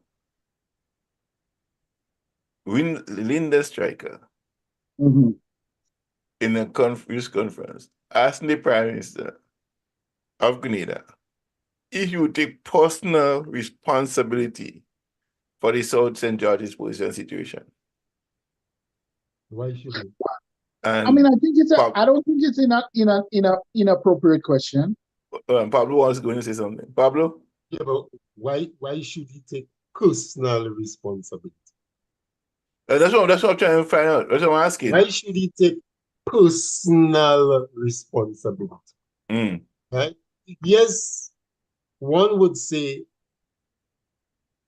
there is that age-old cliche that the buck stops with you when you're the overall person. Yes. Okay. Outside of that, what personal responsibility does he have? Yeah. He became the Prime Minister of the country less than 2 years ago. He inherited a police service that had been politicized by the previous political leader and his administration. Yeah. And if we want to confirm it, go back and listen to his presentation during the budget debate. When he called out the leader of His Majesty's opposition about one, the fact that he had called the then police commissioner to the place in, how they call the place in Happy Lady? Yeah. In Shenda. And that was his mannerism. He said, how they call the place in Happy Lady? Shenda. Yes, you call the man up in Shenda. Yes, and tell him he is not your man, and you don't want him for, and you summarily dismissed him after that. He said, you forget, God rest his soul. Now deceased Fitzroy Bideau, when he was Commissioner of Police, and he said he was the 16th member of Parliament, and admonish his members, he's the men working under him, that they have to be loyal to you. Dr. Kit Mitchell is the one that they have to be loyal to. So when you treat with a system in that way, look, just this weekend, I believe, you saw in one of the weeklies where they talk about high-ranking police officers are saying that because they've been moved from one department to another and they're not satisfied with it and whatever, they're not going to be working hard under this administration. You have that kind of situation. So the system has been politicized. And the point that's been made by that newspaper is very telling. Yeah. We ain't to be working hard under this administration.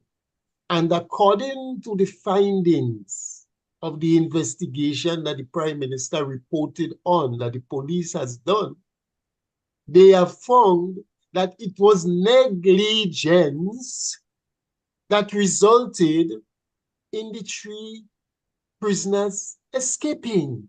Yeah. And with all that happened afterwards, to the point where the country is now being faced with a multi-million-dollar lawsuit.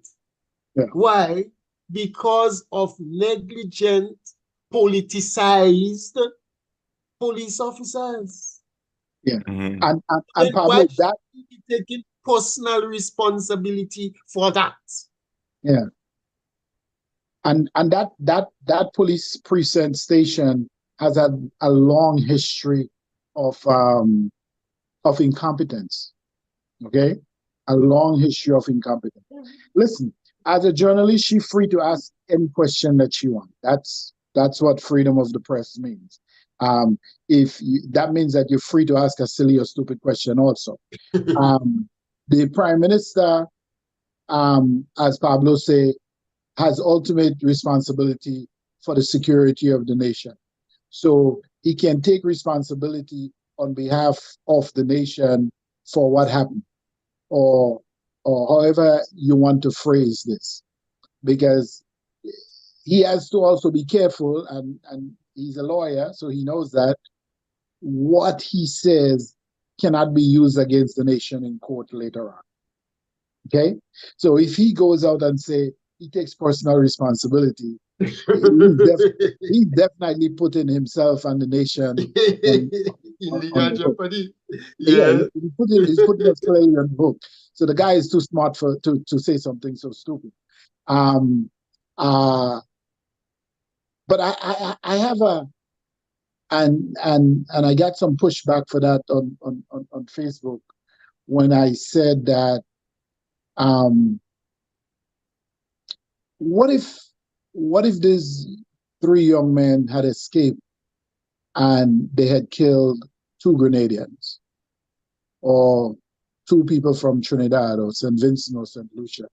Would the uproar had been so vitriolic? Would it have been so? No, definitely not. Would it have been so? Definitely so not. here you had people, okay, No. saying out there spreading misinformation about a crime that the information coming in was not clear, okay, but helping disseminate misinformation about the country that you claim you want to protect because of the tourist industry. And I'm reading these comments, I'm saying, really, you think that by airing nonsense, by promoting this misinformation, you're your own worst enemy? And I remember saying, for once I was sorry I wasn't in China, where they had the ability to just scrub the web, of this thing, because what we were doing, we were painting ourselves in a negative way. And it is my understanding, Pablo, you probably have the better stats on that crime is down since 2022. Well, yes, and that's what Dr. Pierre is saying. They have a few major incidents, but that overall, that crime was done. But that's another thing, Pab. That's the thing there, but that these people who making these assumptions, and they have not really studied the present crime situation in Grenada. When you make the news on this, go to the court and see some of the things that's it. But on the books, right, Grenada have done better in solving crimes than any other Caribbean country. And I think even with the intercepting of new weapons coming to Grenada again, that's a major problem that have been solved. Can you imagine if all these guns got through again? This is something that we need a regional approach to. Yeah. Because I suspect a lot of the weapons are also coming in via Trinidad, you know. Well, some of the containers, I mean, if containers, what I know about container shipping from this end here, in Toronto, for example, it does not ship directly from Toronto. It goes to I think Vancouver, somewhere out there. It got another ship to Miami, and Miami goes to Jamaica. And from Jamaica, it goes to the distribution towards the different Caribbean countries, right? Mm. So somewhere along the line, in that transitioning, yeah, of containers, somebody must have an idea of what in some of those containers. Yeah, but Nothing goes on. when a container leaves North America for Grenada, it's not opened until it gets to Grenada. No. You don't open. But what I'm saying, there must be devices in place to check, because it might be something I want to see happen. Probably should happen, may not happening. Enough of them are not scanned on the way out. Yes, it's not scanned on the way out, and that's the problem. And we don't have the financial resources to scan every barrel coming in Grenada. Yeah. So we're going to have to rely on better intelligence. Yes, exactly. And you have to do that, because at the end of the day, you're gonna have to boost your intelligence services. And the people who shipping guns and barrels to Grenada, however they're doing it, they're not shipping it to the known criminals. No, they're not. Not. So you're going to have to know, who are these people contacts? Mm-hmm. Who are the people they associate with? Who's the money barrel? What is the family connection with a barrel coming into John Doe that relates to Patrick, whatever? I saw a documentary. That's how intelligence is going to help. I saw a documentary in Jamaica, right? Coming out, barrels coming from the United States to going to Jamaica. They ship to the church. No joke. Food stuff. Rice and sugar and flour and all this stuff on them. And inside of those things are loaded with weapons. Jamaica has its own long history that the guns to pipeline network in Jamaica started in the early 70s. And it was built by the CIA. So let's not. They were the ones who started shipping it to the gunmen of the Jamaica Labour Party in Tivoli Gardens and those other places to destabilize the Michael Manley government. Yeah. Mm-hmm. You know, a lot of times when we sit in our offices and stuff like that, you know, and the people on the ground who really sacrifice in time and try to nab criminals, we don't give them the credit. We bash them more than anything else. And when journalists go and they ask those questions to the Prime Minister, is that if the Prime Minister are taking a walk on the ground every day in the crime-infested areas and monitoring on a daily basis, I am saying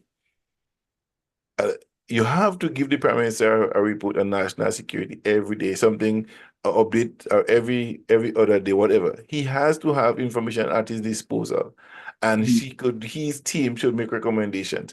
Now, this enjoy this situation there. Can you imagine you have a place that is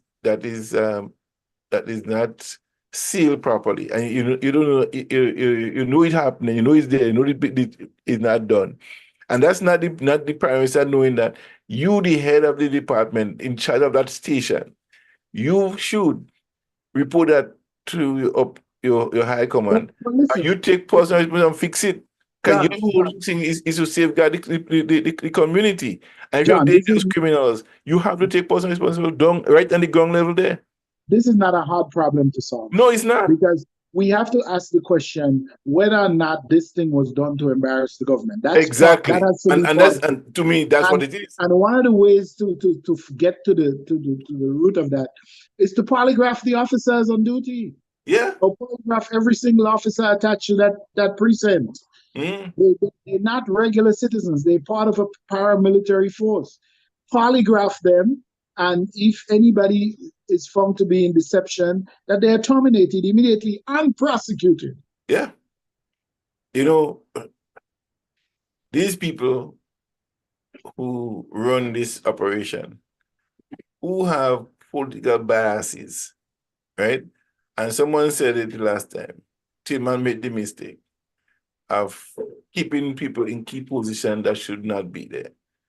Now, if you employ by Public Service Commission, it's hard to just fire you like that. But if you commit a crime against the state, you should be fired. Yeah. Seriously. I think the Public Service Commission have to be involved, but there must be a sitting where they have to fire you fired because you're dropping the ball. And you have dropped the ball. There was too much timidity in that administration. There was an overcorrection, because he wanted the administration to be viewed as so feared that it became at a negative. Well, I think if you have people deliberately sabotaging your agenda, then that's not in keeping with the Tillman. Uncle Tilly was a gracious man. I think his graciousness is punctuated by the fact that he'd been in prison, and because he wanted freedom of expression and blah blah blah, and he feels he must continue that trend as the Prime Minister of Grenada and should not victimize people. But he would not have been victimizing people if people are not towing the line that is set by law. You have all right as the Prime Minister to transition them. My main criticism of him is that he really didn't understand state power. He did not. Yeah. And he was not curious enough. There's a difference to just being, You can't just think, okay, I'm a good person. I know I'm a good person in my heart. I have good people around me. So you can't rule with good intentions. I expect, I come with good intentions, so I expect all good things to happen. It doesn't work like that. That's not human being. The man sit down there. Peter was building a meeting here around him, and he was just exactly. And he was just talking about when he go out in public domain and they put a mic in front of him and they ask him about the conflict within the party. Oh well, people have differences of opinion and things. A man plotting a mutiny against you, and you saying about differences of opinion. Yes. Huh? You telling me what? That's what I said. All kind of different effort been made to resolve the situation. The man refusing to negotiate. You bringing people to intervene and so on and so forth. And you're talking about differences of opinion. Yeah. No wonder the NPD say he most suited to be a religious minister and whatever. You know what I mean? You have been a very good village pastor. Very good. But I mean, he's a good guy. He's a genuine. He's a good guy. He have good intention. He want to govern well.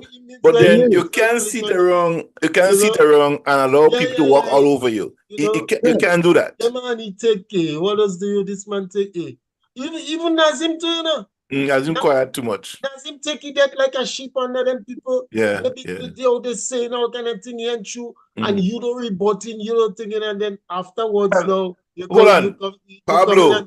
Afterwards, they come in and talk about he was vindicated because the evidence shows that he was not dealing out. You remember, Pablo, right? And your show, remember, Pablo, and your show, Comfort Zone. We had Patrick on the show, and we had Roberts on the show. Okay, and I asked Robert, why you guys get rid of Nas? You know remember what the response was? Peter David and the prime minister then and Chester Humphrey is throwing too much dirt at Nas. So we had to remove him. So I said to him, why then didn't you come to his defense? They didn't do it. They didn't come to Nas' defense then. They ask him to resign, to step down, right? And they didn't do it in public as that, they say that the transition and whatever. But they were the one who should have made a step up the defense of Nas. They didn't do that. Instead of that, they put him aside and put in, I think it was Fanka, who she was, right? But the point remains that when you have leaders like that, who think that I could rule by good intention, right? It sets a tone for your own demise. Patrick Antoine was here also on the Nile situation, and I asked him, why you said what you said to the Ghanaian people about NAS when you know it's not true. His position was he did not accuse others or anything. He just made a statement. But he knew by making his statement to insert a certain thinking Yes, in the people. Yeah, once you put it out there, You understand? it gets repeated. Yeah. All right, and you repeat because people who you he didn't mention as them. He say after so many years, all Yes. we left is tree house with tree houses. houses. You understand? So that was a message, and the interpreters of those messages were the ones who did. Yeah, it wasn't a direct attack in that sense, but that's the thing. So then now you have operators like me on the ground in Montplaisir and in Old Road and in Loreto and so on. And then people throwing this thing, oh look, nice building tree house and so on, so on, so on. And you have no information that you could put up a defense. Mm. There's no information you could Because put up he was not even defending himself.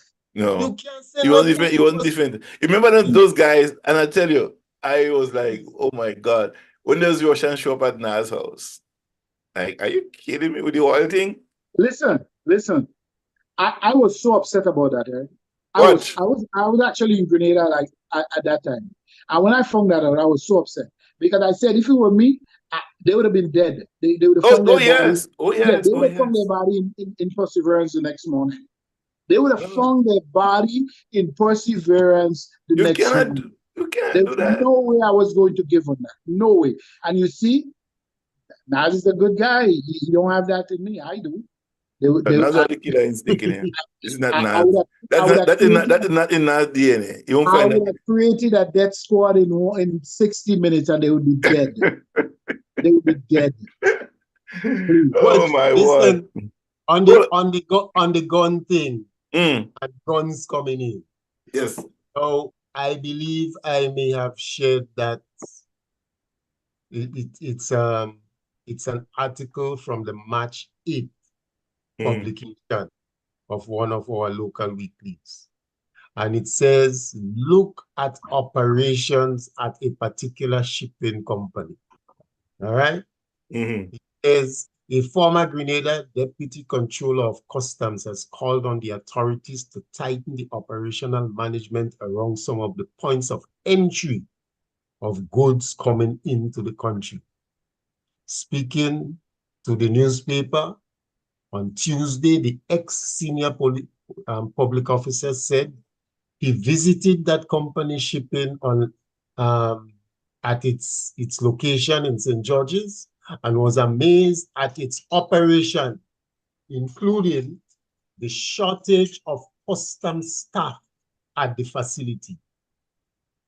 Right? The thing needs tightening. Yeah. According to the former number two at the Customs Department, the tightening has to come from an administrative perspective, as the time has come to start looking at that company with a hawk's eye. Yeah. You have to start by saying that you believe that certain wrongs are taking place there and that we need to put the company under the radar and look at activities within the warehouse. You have to study that. Yes. Only way you're going to get results. Yes? Yeah. The custom officer spoke of having first-hand knowledge of some goods that managed to leave the compound without any approval from customs. Yeah. So you don't know if you are going in it. So you should know how the system inside it is working. Yeah. It is a cause for concern. And that, Pablo, that has been a long-standing issue with that particular shipper. It's not now. That has been a long-standing issue. There's also an issue where he double-charge people. He'll charge you for a service in the US that you pay for, and then when you get to Grenada, he charge your people in Grenada for the same service. But isn't the same person that people had to pay double for again to get a good sense of money getting Grenada? Exactly. You know, I had a personal experience there where I paid for delivery to a prepaid all the delivery and so charges. Apparently they did not realize that I was going to be the one clearing the stuff myself. And then they attempted to charge me again for delivery in Grenada. Wow. Yeah. And a lot of people have complained about that. And I've heard about that stuff going out the back door, the side door, or falling off the truck, strategically falling off the truck or outside of the container. I've heard that about that shipper for years. Wow. He stressed the need for those in customs to look for the people who are shipping only with that company and try to find out the reason for doing so and how regular they are shipping. In addition, he said that an astute customs department will pay particular attention to the consignee and the senders of the goods in order to build a database. Yeah, definitely. I agree that. I don't know if the guy was it Hugh Donald that was in charge of the customs at the time? But they would get cooperation from the US on that too, because it's illegal to ship weapons from the US. From the US without the proper export kind of license. Yes. Yeah. Yes. So that is also Pablo, I think there's if Hudson Judge have addressed you here. Pablo, the NDC has to go back to the polls in the next 3 years.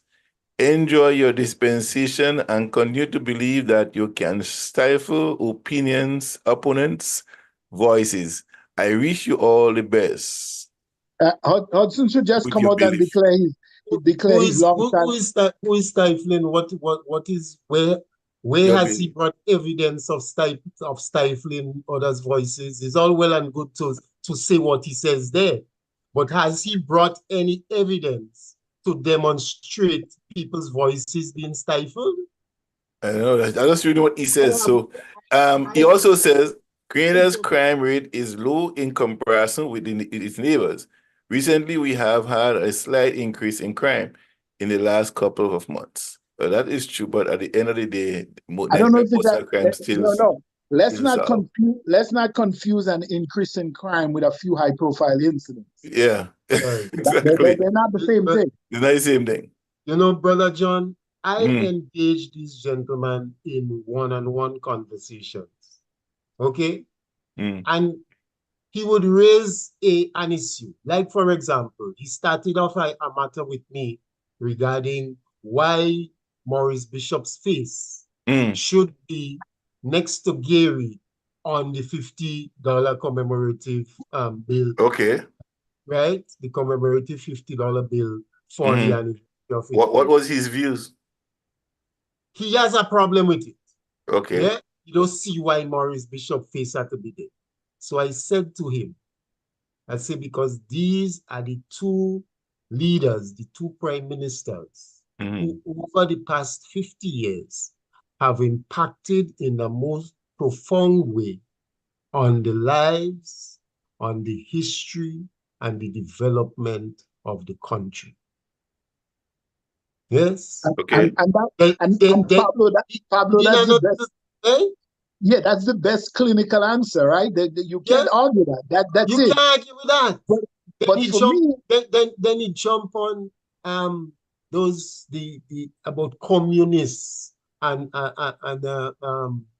communists versus capitalists and the revolution and so on. And that's the thing with him. But he creates a debate and then he just moves from one thing to the other, you know. But also he is talking about enjoy stifling people's voices. What evidence has he brought? Where am I involved in stifling people's voices that he's telling me enjoy the next 3 years of, you know? Okay, Pablo, here you go again. Here's another one for you. And if you're reading them, but he says here, Pablo, I don't bright. I school in Bush School.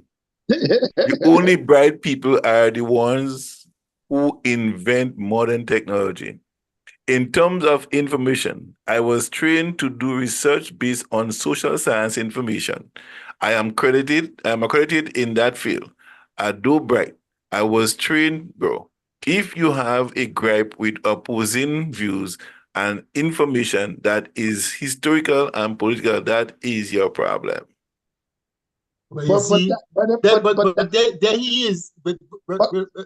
Delbert, let me give me a moment. There he is, just making a claim that has no basis in fact. Yeah. Okay? He is making a claim that has no basis in fact. I recognize the fact that he has a lot of information. Yes, he has a lot of information. He knows things that I don't have a clue about. Yeah? So he has a lot of information. The thing about it is, he inserts these things in conversation that has no context. Yeah. He inserts this thing into conversation without it having any bearing on what is being discussed. So essentially, it gives the impression, one has to conclude, that you just ought to demonstrate that you know this or you know that, because what you're saying, what you inserting into the exchange, into the discussion, into the discourse that is taking place has nothing at all to do with the issue or the matter at hand. So if you consider yourself bright or you consider yourself dunce, that is your business, what you consider yourself to be. That is up to you. It is not for me to say whether you're bright or whether you're dunce.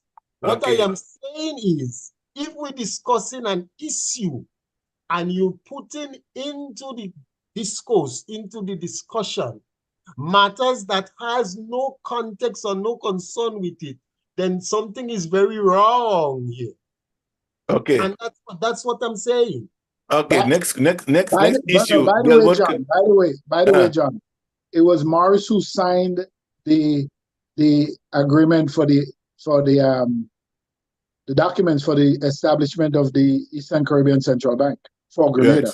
Yes. You know? Right. So that by that alone, he would be entitled to be on the dollar. On the but see, here's the problem. Here's the problem. When people try to politicize things because of political biases, right? And the de facto type of relationship they had in the past. Anything revolution comes up because they have become voluntary victims, I call it, of the revolution in many cases, right? Yes. They do not want the fact that Maurice Bishop is being popularized. And not, and you know, they thought he'll be that quietly disappear without any mention of him, right? And we have learned over the on the 13th of March celebration this year, right? The functioning and governing, right, of the Grenada government, credit was given to Maurice for that, right?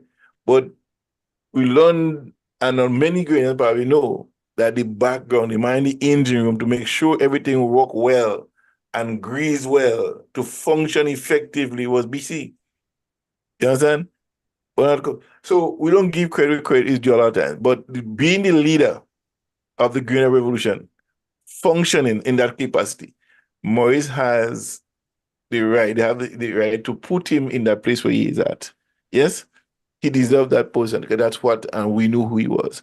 So when these people who out there with I could say Hudson George, Denison, Dennis Charles, among others, who never seems to come around, right? And to affect the fact that the Grenada Revolution under the leadership of Maurice have done exceptionally well for the Grenadian people, right? And the Grenadian people today, call them coders if you want, those who ensuring that the system still works and works well. They don't sit around and criticizing them. They're making things happen. They're making function. So let me ask that question now. Hudson is saying that that the Americans will come to Grenada for Yes, those I was coming to that. I was coming to that. whether you guys like it or not. Yeah. And Deacon will have to comply. So with all the revolutionary talk, you guys talking, Grenada is like a mouse on an elephant. Yes, we know that Grenada cannot stand up to America militarily and so on. Yes, no, we cannot do that. But what gives America the authority that they can say, because our citizens in our country committed a crime against your citizen, that we have to send these accused people to you for trial? When on the other hand, you have situations where US have had troops in other people's country. They have committed crimes against these people, and the US is insisting that these countries cannot try their people in their country. Yeah. And you feel that you have the entitlement to be the one to try them and to whatever, but they cannot bring your soldiers or citizens to justice in their country where they have committed, where your citizen has committed a crime. But on the other hand, you have the entitlement to come in my country and say that I have to hand over to you someone who is alleged to have committed a crime against your citizen. So what gives you that right? What gives you that authority? And you telling me that Hudson Judge subscribed to that? Huh? Hudson Judge subscribes to America having the authority and the right to step into anybody's country where a crime is alleged to have been committed against an American citizen, and demand that they turn them over to the US for what does that say? What does that say about Hudson? Pablo Hudson is listening. I think it was a few years ago where he defended the crown of the colonial system, if I'm correct. So I'm not surprised. Yeah. What does that say about Hudson? What does that say about Hudson? Hudson is saying that it is okay for America to come and demand that someone who is alleged to have committed a crime against an American, that they be turned over to them for trial. But on the other hand, when you have American committing crime on your soil, you still don't have the right to try them. You have to turn them back to America. I mean, come on, what is Hudson saying to us? What is Hudson trying to say to us? And I see, and I think because it's a well-established, accepted fact in some Caribbean countries, doesn't mean that we have to submit ourselves to that. I think that when a crime wherever a crime is committed, the local government has the jurisdiction over the crime, and as such should try. However, if the people want to sue the government, they also have that right to do so. But doesn't mean that you have to take your citizens out of your country to go and get tried in another country. And there are international laws that guide those things. Yes. But America with a big diplomacy institution. Of course they will. That's what they do. Right? They do it a lot in Jamaica. They do it a lot in Jamaica. So when Jamaican and Indian and so on scam the people, they have secretly gone into countries and arrest people unbeknownst to their own government, and taking them back to the US.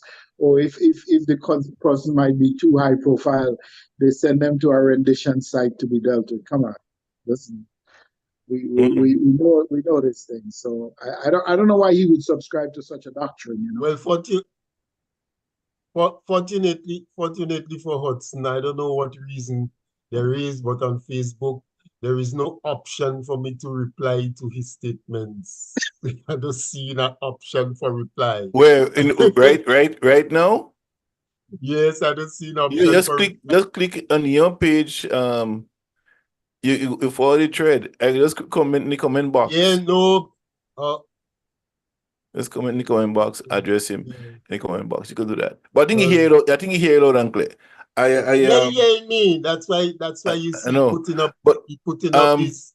yes. Another thing, Pablo, a conversation is a classroom subject. Discussion are Yes. not in the bubble. Discussion is not in a bubble. Yeah.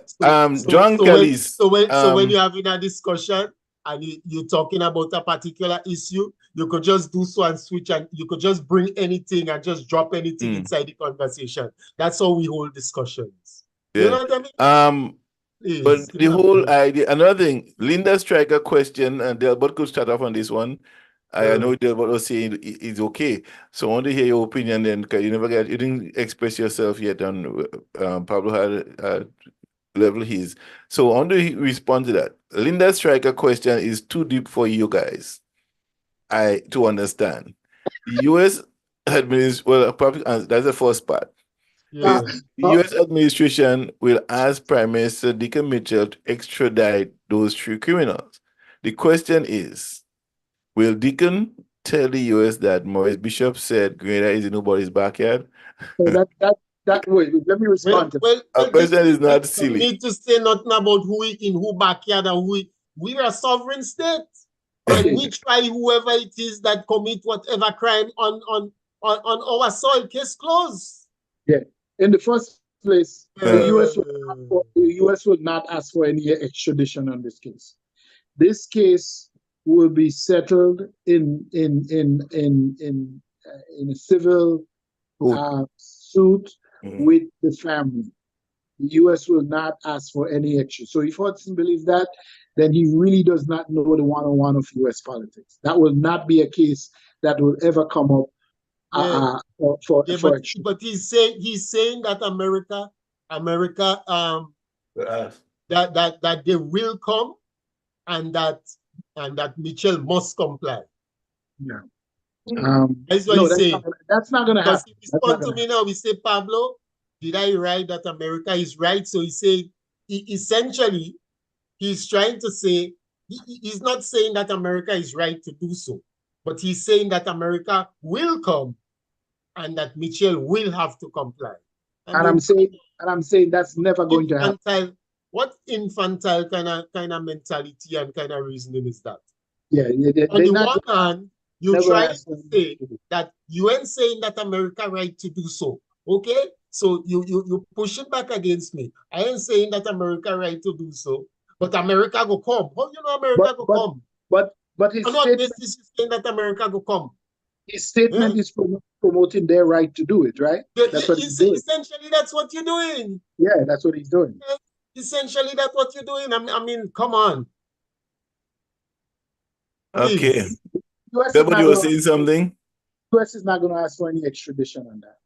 None. And if Hudson believes that, then he really, truly, honestly does not understand American politics. Well, he knows something that nobody else don't know. Or the judicial system. But actually, this is something that was discussed on local media over the past week or so. It was on two of the morning programs that was reported to me. It was on the Good Morning program on GBN, and it was on the To the Point program, where people were raising that issue about, this extradite them to the US for trial and so on. And there's Grenadians who see nothing wrong with that. Yeah. Well, that's the colonial mindset. I want to say something here. Okay, I see another comment. Maurice Bishop face will be out from the $50 bill in the years to come. Well, it's a commemorative bill. That was specially for the 50th independence anniversary. It's a one-off. But you know something I've noticed over the years, over the last couple of months, and a lot of years too. Even when the committee was set up to govern, to oversee the commemoration of the 50th anniversary, there's a lot of hip-hop and hype that was made about who spearheading it and it would not Yeah, but come John, off. John, I don't even think we should address that because what we're doing by Hold on, addressing no, hold on. I'm giving these coming to, people I'm making a point. I'm unnecessary making a advice. point. I'm making a point. And all of those things that statement people make about those events and stuff like that, those things that has been done by the Deacon administration and who is involved in doing it. The people who criticize it the most are the people who had the most to lose during the revolution, right? So they're not a majority, they're a minority. And they think that their voices would be heard by the people who didn't know who they were, and that the government would submit to the demands, all right? And they want to apply pressure on the Deacon administration to change its views or to change its opinion on anything that they put pressure on. And I think one of the successes that they have had was that of the launching of the 50th anniversary on the 19th of October, right?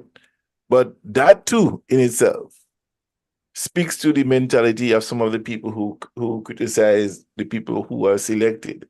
So if you do not know who these people are, you'll go along with them. But people like, I know who they are, and their noises is going to be that, and hoping that people will galvanize around them to echo their sentiments. But that's why it's important for the public relations arm of the NDC and the government to be relentless in the backlashing of those things on them. Because if you don't attack it as it comes and shut it down as quick as possible, it will fester in the minds of people, and they'll start thinking about, oh, well, that's what they're doing it for real. But you can't allow that to fester. You gotta address them as they come with them. Well, Go on, Brother Dave. John, Yeah. Brother John, even the constitutionality of that group was a major concern. The constitutionality, constitutional rules were broken in the establishment of that group and so on and so forth. That is another element of the discourse. Of the setting up of the committee to oversee. Yeah, the setting up of the committee, and so there was certain constitutional regulations or whatever that was violated. Yes, that were violated in the establishment of it. You see, and that's the problem I have, yeah. Area of discussion. Our constitution was set up, given to us by a system that wanted to control us and still control our way of life. Yeah. Here we are decided to do something of our own for our own body, so our body from you. We put things in the condition that we can do certain things. You understand the foolishness of all that? So we have to celebrate our independence from you, but we must do it according to what you're writing the constitution for us to govern by. How independent are you then? Yeah. If you can't think for yourself and organize, okay, so I have Genesis. I give Genesis is now 21 years old. I say, Genesis, you're on your own and you're independent from daddy. And her birthday come. And she decides to get her friend to throw up a birthday party for one to organize. And I'm here. I'm the monarch. I'm the king. Yeah? And I give you independence, but I'll decide how you should have a birthday party. Yeah. In China, in law, how you should have the party, how you should function. And then you tell me I'm breaking the constitutional law? Yeah. That to me, that is ludicrous. Well, you guys know my position on this constitution. It's well stated. I have the right to celebrate my birthday how I want for independence from you. Yeah. You understand me, Pablo? Understanding the constitution, but those things to me doesn't make sense. It doesn't make sense. And all of these little details in that constitution that poking holes in our freedom of expression, how we should function as a nation, all that was in the best interest of the colonial masters. But by the way, John, the monarchy has said to these islands, I think there are about 12 or 14 of the Commonwealth nation that still has the king as head of state. They have the monarchy have said, hey guys, we're not opposed. Do what you want. You want to get rid of this thing, get rid of it. We will not oppose you in any way possible.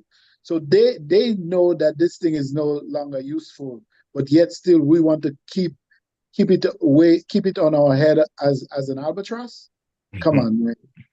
Well, Delbert, what about the fact that we now have a grouping calling itself the Grenada Monarchist League? Yeah, but- I saw it in the newspaper too. That is just on and on and on. Yeah? And they're telling you, and they're taking you now to the elements of the Constitution. Yeah? And it raises, as people have raised before, if it's just flag independence we have. Yeah. Yes? Because No, and you see these people telling you, right? You see these people telling you that the monarchy has certain executive authority. The monarchy's role within the Constitution is extensive. The Crown is vested with a number of key duties and functions in the Constitution. So I have one question. The appointment and dismissal of Governor General, the appointment and dismissal of the Prime Minister, the appointment and dismissal of the Leader of the Opposition, the dissolution and prorogation of Parliament and calling of general elections, granting or withholding royal assent to lead to legislation, the appointment of senators, the appointment and dismissal of the supervisor of elections, the appointment and dismissal of certain public service positions, encouraging or warning the Prime Minister. In most instances, these duties are exercised on the King's behalf by the Governor General, acting on the advice of the Prime Minister, competent ministers of government, the opposition leader, or other boards and persons. However, certain key powers must be exercised by the Crown, exercised by the Crown, independently of advice. Such powers are explored below. So they are saying that according to our Constitution, the King has key powers that may be exercised independently of advice. And you tell me that we independent? Yeah. So my independent, and then you're telling me now that because of the letter of the Constitution, he is not the British Crown, he is our King. Yes. He is the British King, he is our King, and we have to embrace him as such, as our King in 2024. And we're talking about free ourselves from mental slavery. I only have one question. Or one observation. Richmond Hill Prison must be full, because I would have locked them up for stupidity. Okay? No, I would have rung them up and locked them up. Because the Constitution also gives the right. I would have declared a limited state of emergency and locked them up under the very same Constitution. And let me see how they would survive.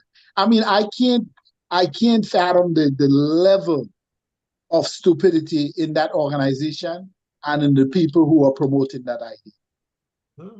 I mean, they should be tried for treason. You're telling me the King usually appoints the Governor General based on the advice of the Prime Minister. Crucially, however, the King is not legally required to follow the Prime Minister's advice and may reject it if clearly necessary. But thus far, in the history of this same act, we have seen that Gary has fired a Governor General, which it means of not agreeing. Yes. Who did he fire? What was the guy? Was it? Is a woman or man? I can't remember which one right now. But we had a discussion here. Gary didn't fire her. What he did? He recommended that. No. She was not Governor General. She was. She was. Governor. And she didn't fire. She left him because the situation, the political climate in Grenada. Yes. So when she left at Independence. So when she had expressed different opinion of him, so yes, yes. The opportunity But to then appoint. the whole idea of the thing there, but that the Governor General serve, right? At the pleasure of the Prime At the Minister. pleasure of the Prime Minister. Yes. She could, whatever happens, the Prime Minister could decide tomorrow morning that he doesn't need her. Exactly. And in 24 hours, she's gone. Yes. And that's a fact. Yes. Whether the king like it or not. Appointment and dismissal of the Prime Minister. Mm. One of the most important constitutional duties of the Crown is the appointment and dismissal of the Prime Minister, who is the head of Grenada's government. This is laid out in Section 58. As Grenada utilizes the Westminster parliamentary system, the Prime Minister is the person who can command the support of a majority of the members of the House of Representatives. Yeah. After a general election, it is the Crown's duty, acting in its own deliberate judgment, to determine who commands majority support and appoint them as Prime Minister. There are also scenarios wherein the Crown may dismiss the Prime Minister from office, laid out in Section 58(6). If there has been a successful vote of no confidence in the Prime Minister by the House of Representatives, the Crown can dismiss the Prime Minister if they do not resign within 3 days or ask for a general election to be held. Though not explicitly mentioned in the Constitution, under Commonwealth constitutional practice, the Crown can also dismiss the Prime Minister if it becomes clear that they have lost majority support, but that it is not possible to recall the House or to hold a formal vote of no confidence. So if there is a situation where Crown perceives that this Prime Minister does not have the majority support within the House, even if a vote of no confidence has not taken place, the Crown can say that the Prime Minister has to go. The Crown may also dismiss a Prime Minister who has lost a general but refuses to leave office. Yeah. So essentially, enshrined in this document, these people have retained so much authority over our government, and you telling me that we're independent? By the way, Pablo, the Crown can't even do that in England right now. No, they cannot. No, but they want to and the so-called colonies. They cannot do it with their own British government. Those clauses that you just read out there about the Crown dismissing Prime Minister, whether popular support is lost or not, they don't even have that authority in England. I think this constitution is outdated and need a revamp. Outdated doesn't even describe it. You know what I mean? Yeah. It's irrelevant. But you know, B-Man said we cannot throw the whole one. No, I don't care. No, Bernard is wrong on that. Until we get the part working. Bernard is completely wrong on that. I don't think he's completely wrong on that. You need to have laws in place to still run the country. You could listen. The Constitution was suspended for 4.5 years. But and the country went along just fine on norms and regulations. But the Constitution, no. The Constitution has been working. The court was still functioning the same way as the courts function on the normal. And then you had people's law. Exactly. That was there, and the entire Constitution was not suspended. Well, there was the statement was that the Constitution was suspended, so it was not a part. That's a statement, but doesn't mean that statement was okay. So then that's the dichotomy that we face. Yes. But the reality, the idea that we can't operate as a society without a British authored constitution is not rooted in. I mean, we could operate on norms. Let me tell you something. I believe that there, but okay, here's my belief. Before there were constitutions, there were organizations of government. Yes, hear my position on this. while I agree what you're saying, right? I believe that certain sections of the Constitution must be ignored right now. Because these utterances that like Pablo just read there, you know what I mean? This doesn't give you an independent nation. It doesn't make you an independent nation. Because still being self-servient to these people. Yeah. Yes? Mhm. So we cannot accommodate that in our constitution. So there are things that have to be read, blacked out, and ignored. We can't do that. And for us to govern ourselves effectively, we have to put some stuff in place. Like recently, I had a conversation with a friend of mine. And I said, there is no constitution for that organization, right? For the last 5-6 years. So what the interim leader have to do is to make up some laws that will govern the operation of the system for now, or the organization for now, until a constitution is formed. So Grenada government could do the same thing. You don't need the 2/3 majority to do that. There is no fixing of this document. There is no fixing of this. This has to go. This No, is a, no. What this do is you throwing the guys? baby out. This is a throwing the baby out with the Yeah. bathwater situation. What do you gentlemen understand the word veto to be? When you hear about veto within a Veto mean government, it gives somebody executive power to do a with their discretion as a leader, right? yeah, so that they could more or less override whatever. Yes, what is Yeah? being presented. You don't have to agree with it. Say, you know what? Okay. I'm striking that down, and that's what I'm doing.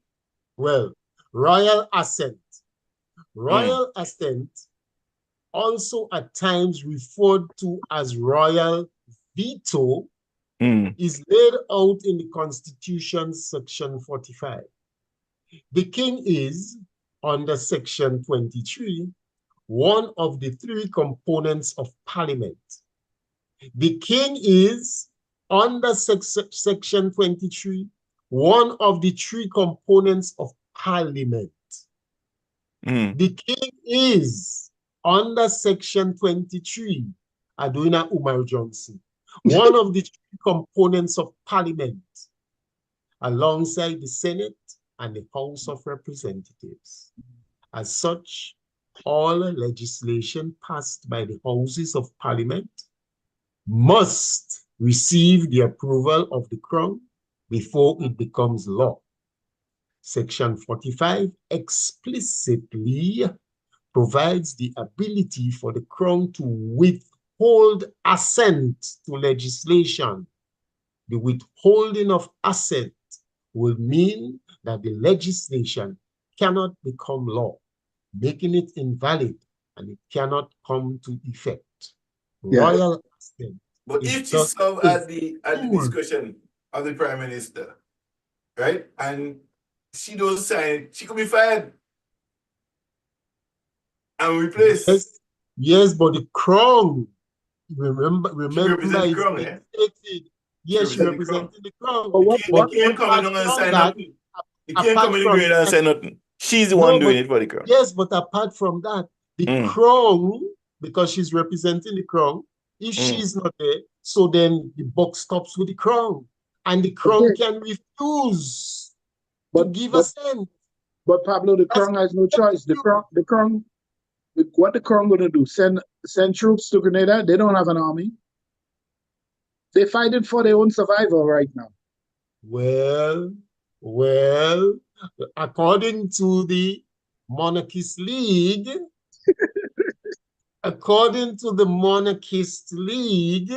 you know, this is our king, and what our king says goes. Remember, we have sworn allegiance to His Majesty, his heirs and successors, you know.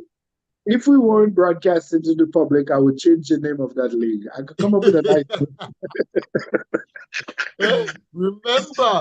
Remember, our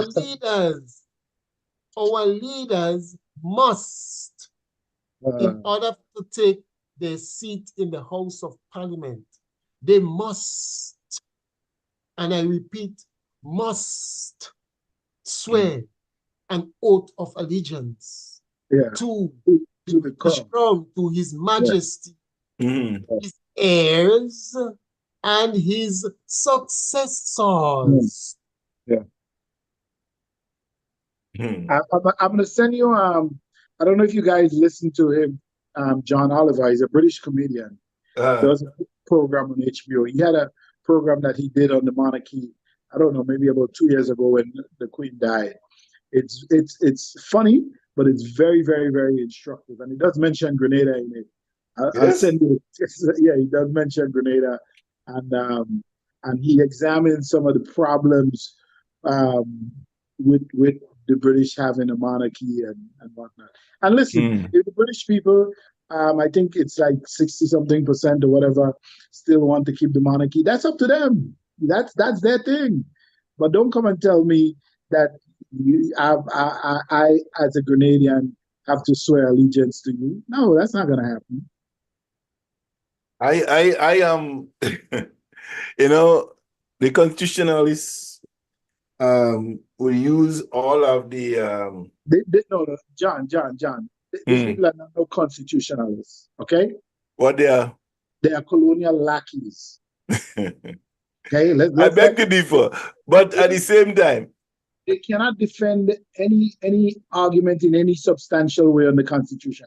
And in most cases, the interpretation is largely flawed because it's part of the thing that Pablo read there. Even in the document, there are some huge contradictions. Okay, so yeah, come on, we can't take these people serious. We can't. I don't know, but I don't see us continue this constitution for very long. I think there'll come a time, and I believe that there is, I don't know, I just assuming probably there is a group of people working behind the scenes trying to put a new constitution together for Grenada, because I cannot see us for the next 50 years being governed by this constitution. Yeah, certainly not. But listen, for me, it's not. It's important, but there are other more important issues of creating jobs, of improving our education system, improving our healthcare, and stuff that the government, I would advise, be focused on right now than actual constitutional change. But my thing is very simple. If there is something in the Constitution that is standing in the way of us moving forward, ignore it. Yeah. Let them take you to court. Let them take you to court. Yeah, because I mean, at the end of the day, we need to have a constitution coming out of the boards of the Ghanaian people. We need one to tell us for ourselves how to govern, not somebody in a remote place telling us how to run. That's an agenda for the second term. Yeah. Okay. Let's see what happens. Yeah. So so today I Pablo will be on at 3:00, guys. We have a very interesting guest from the motherland. Africa will be on. Come back, guys. You want to listen to that one this afternoon with Raphael Paul Pablo and the Heart of the Matter. He'll be back here. I'm still trying to get myself back to doing the Saturday night show, where we can have Margaret and Toro and so on back on the show in the night to have other discussions similar to this one, because we need to have those discussions to enlighten our people to get their views, to have Hudson George come back on here. I know why he didn't come on this morning. I think he don't want to face Raphael Paul. Oh, serious. Afraid me right now. Right now, he afraid me. I give it a challenge, Hudson, to come on us. Right but now, Pablo, Hermitage produced some bad men back in the days. That is nothing.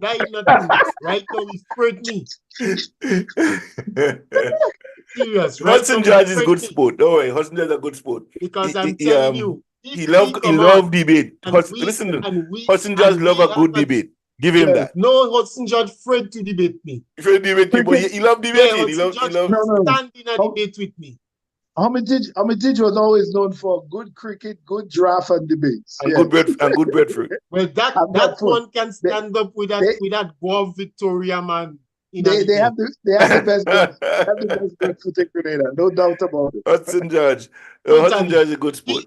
He know a lot of things more than me. but he can't stand up to me in a debate.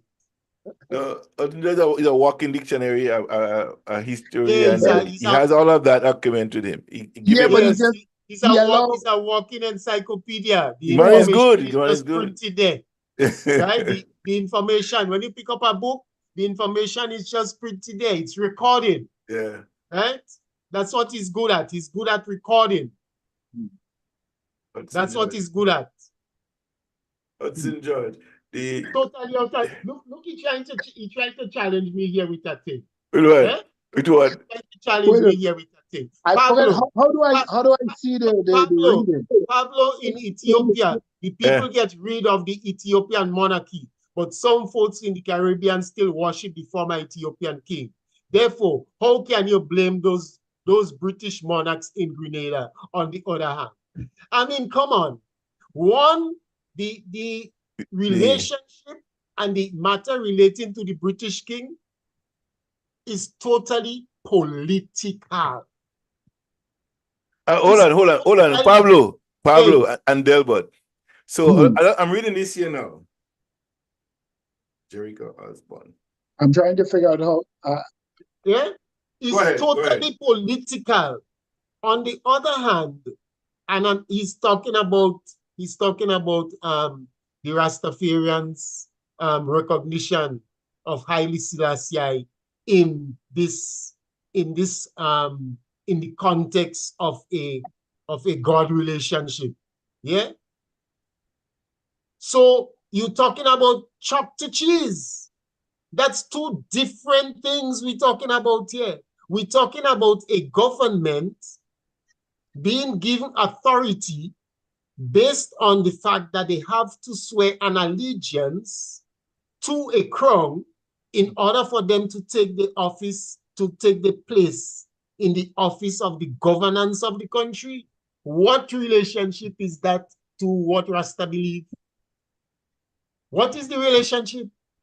Well, what Hudson is very, very good at is conflating issues. Okay, so look at telling me no, I am a coward. I am a coward. What makes me a coward? I am here taking you to task. You afraid to come on the radio? You afraid to come on the line? Are too thin skin and timid. I mean, what thin skin and timid? Here I am blasting you left, right, and center. All you do is they type in some stupidness on social media. And you're telling me that I coward and I thin skin? And a timid?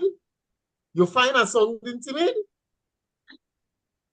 You don't know, he lost the meaning of the word timid, or he lose that one, or what?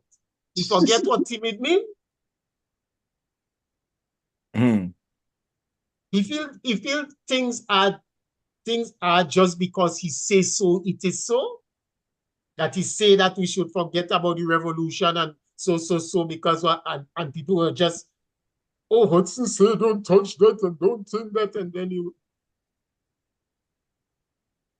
Why else not keep yourself quiet? That is why you afraid to come on Gem FM. Yeah. Come on, Gem FM. You come. You don't afraid. You don't afraid. You come in.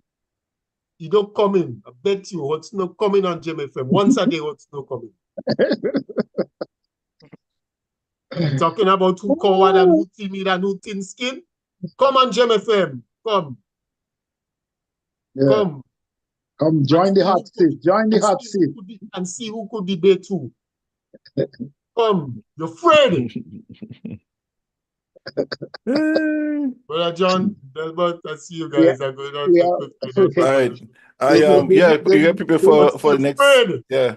All right. So folks, this today, no, it's 12:30. 1:30. 1:30. Wow, we have gone an hour and a half over our time. It has today. So thank you guys. Pablo, thank you for coming on. Delbert Baptiste, as usual. Thank you very much. For all those viewing and listening and sharing and liking, please do so. Continue to do so. We appreciate you. And we hope that you'll join us next week, Saturday morning from 10 o'clock until 12. We gone over today. But nevertheless, we appreciate you staying around and loving and liking what you hear and hear on Gem FM. if you have any subject that you need and wish to discuss, feel free to email me at genesismagazine@rogers.com or gemfm.ca@gmail.com. Yours truly, John Kelly, says be more than happy to share and to discuss that which you want to discuss. We'll put a team together as usual and have the discussion rolling. If you want to be part of the panel, feel free to write me also. Let me know that you want to be part of the panel discussion that we have here every Saturday morning or on the Saturday night, the talking point. Yes, right here on. We gotta look at that transportation. We gotta have a show on that transportation. Yeah, transiting. Probably what you could do most of try to get Ken and stuff like that. And Get Byron Campbell. There are a few other people who have spoken very knowledgeable about it. Ken, Byron, and other people. Yeah, to get him on here. You see how we can talk about that. Have a real serious conversation about it. Yeah, we should have that happening. All right. So again, thank you guys so much. God bless you and make you a blessing. Have a wonderful, wonderful weekend. Cool, right? cool. We'll talk. All right. All right. Cool.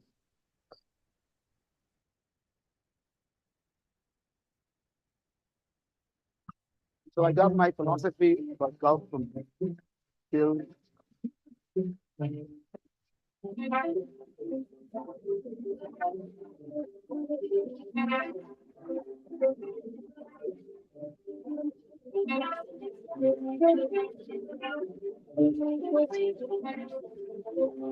This is Caribbean Vibe. Let's have a party. A Caribbean party. The entire region together in one big splashdown fiesta.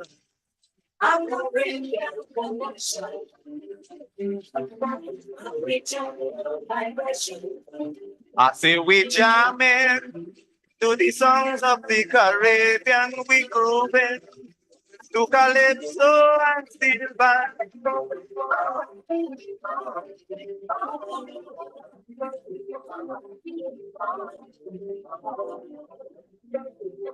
This jam go be Irish. It's one love, so feel free. For we are the people of the Caribbean, showing that we don't want no basin plan.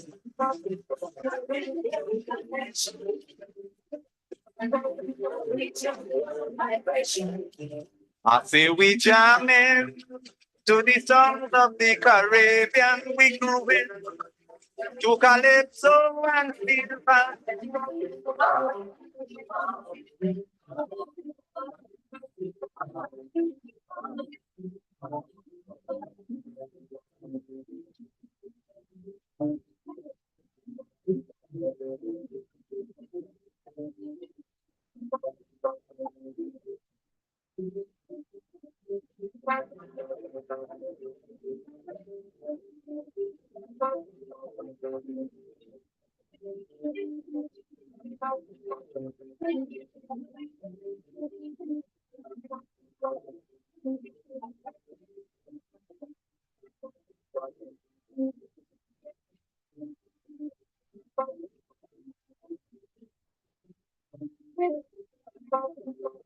Getting together, so should every leader, for we are one people, one destination. So let us move on without hesitation.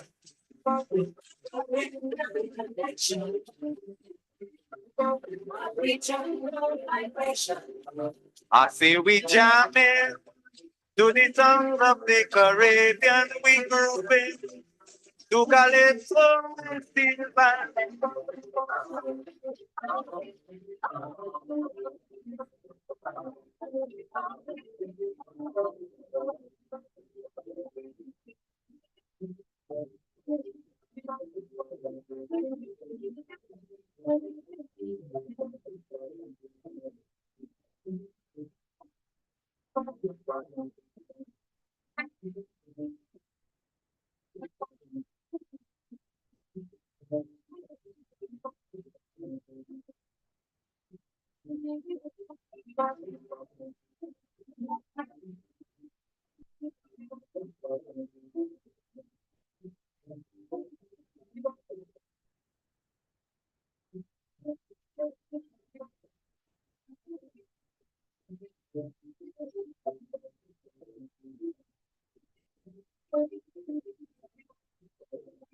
This is Caribbean Vibes.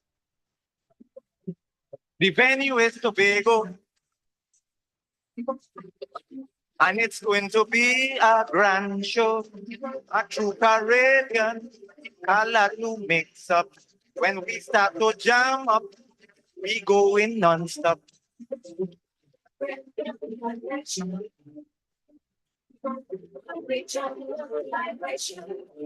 I see we jamming to the songs of the Caribbean, we grooving to calypso and steel band.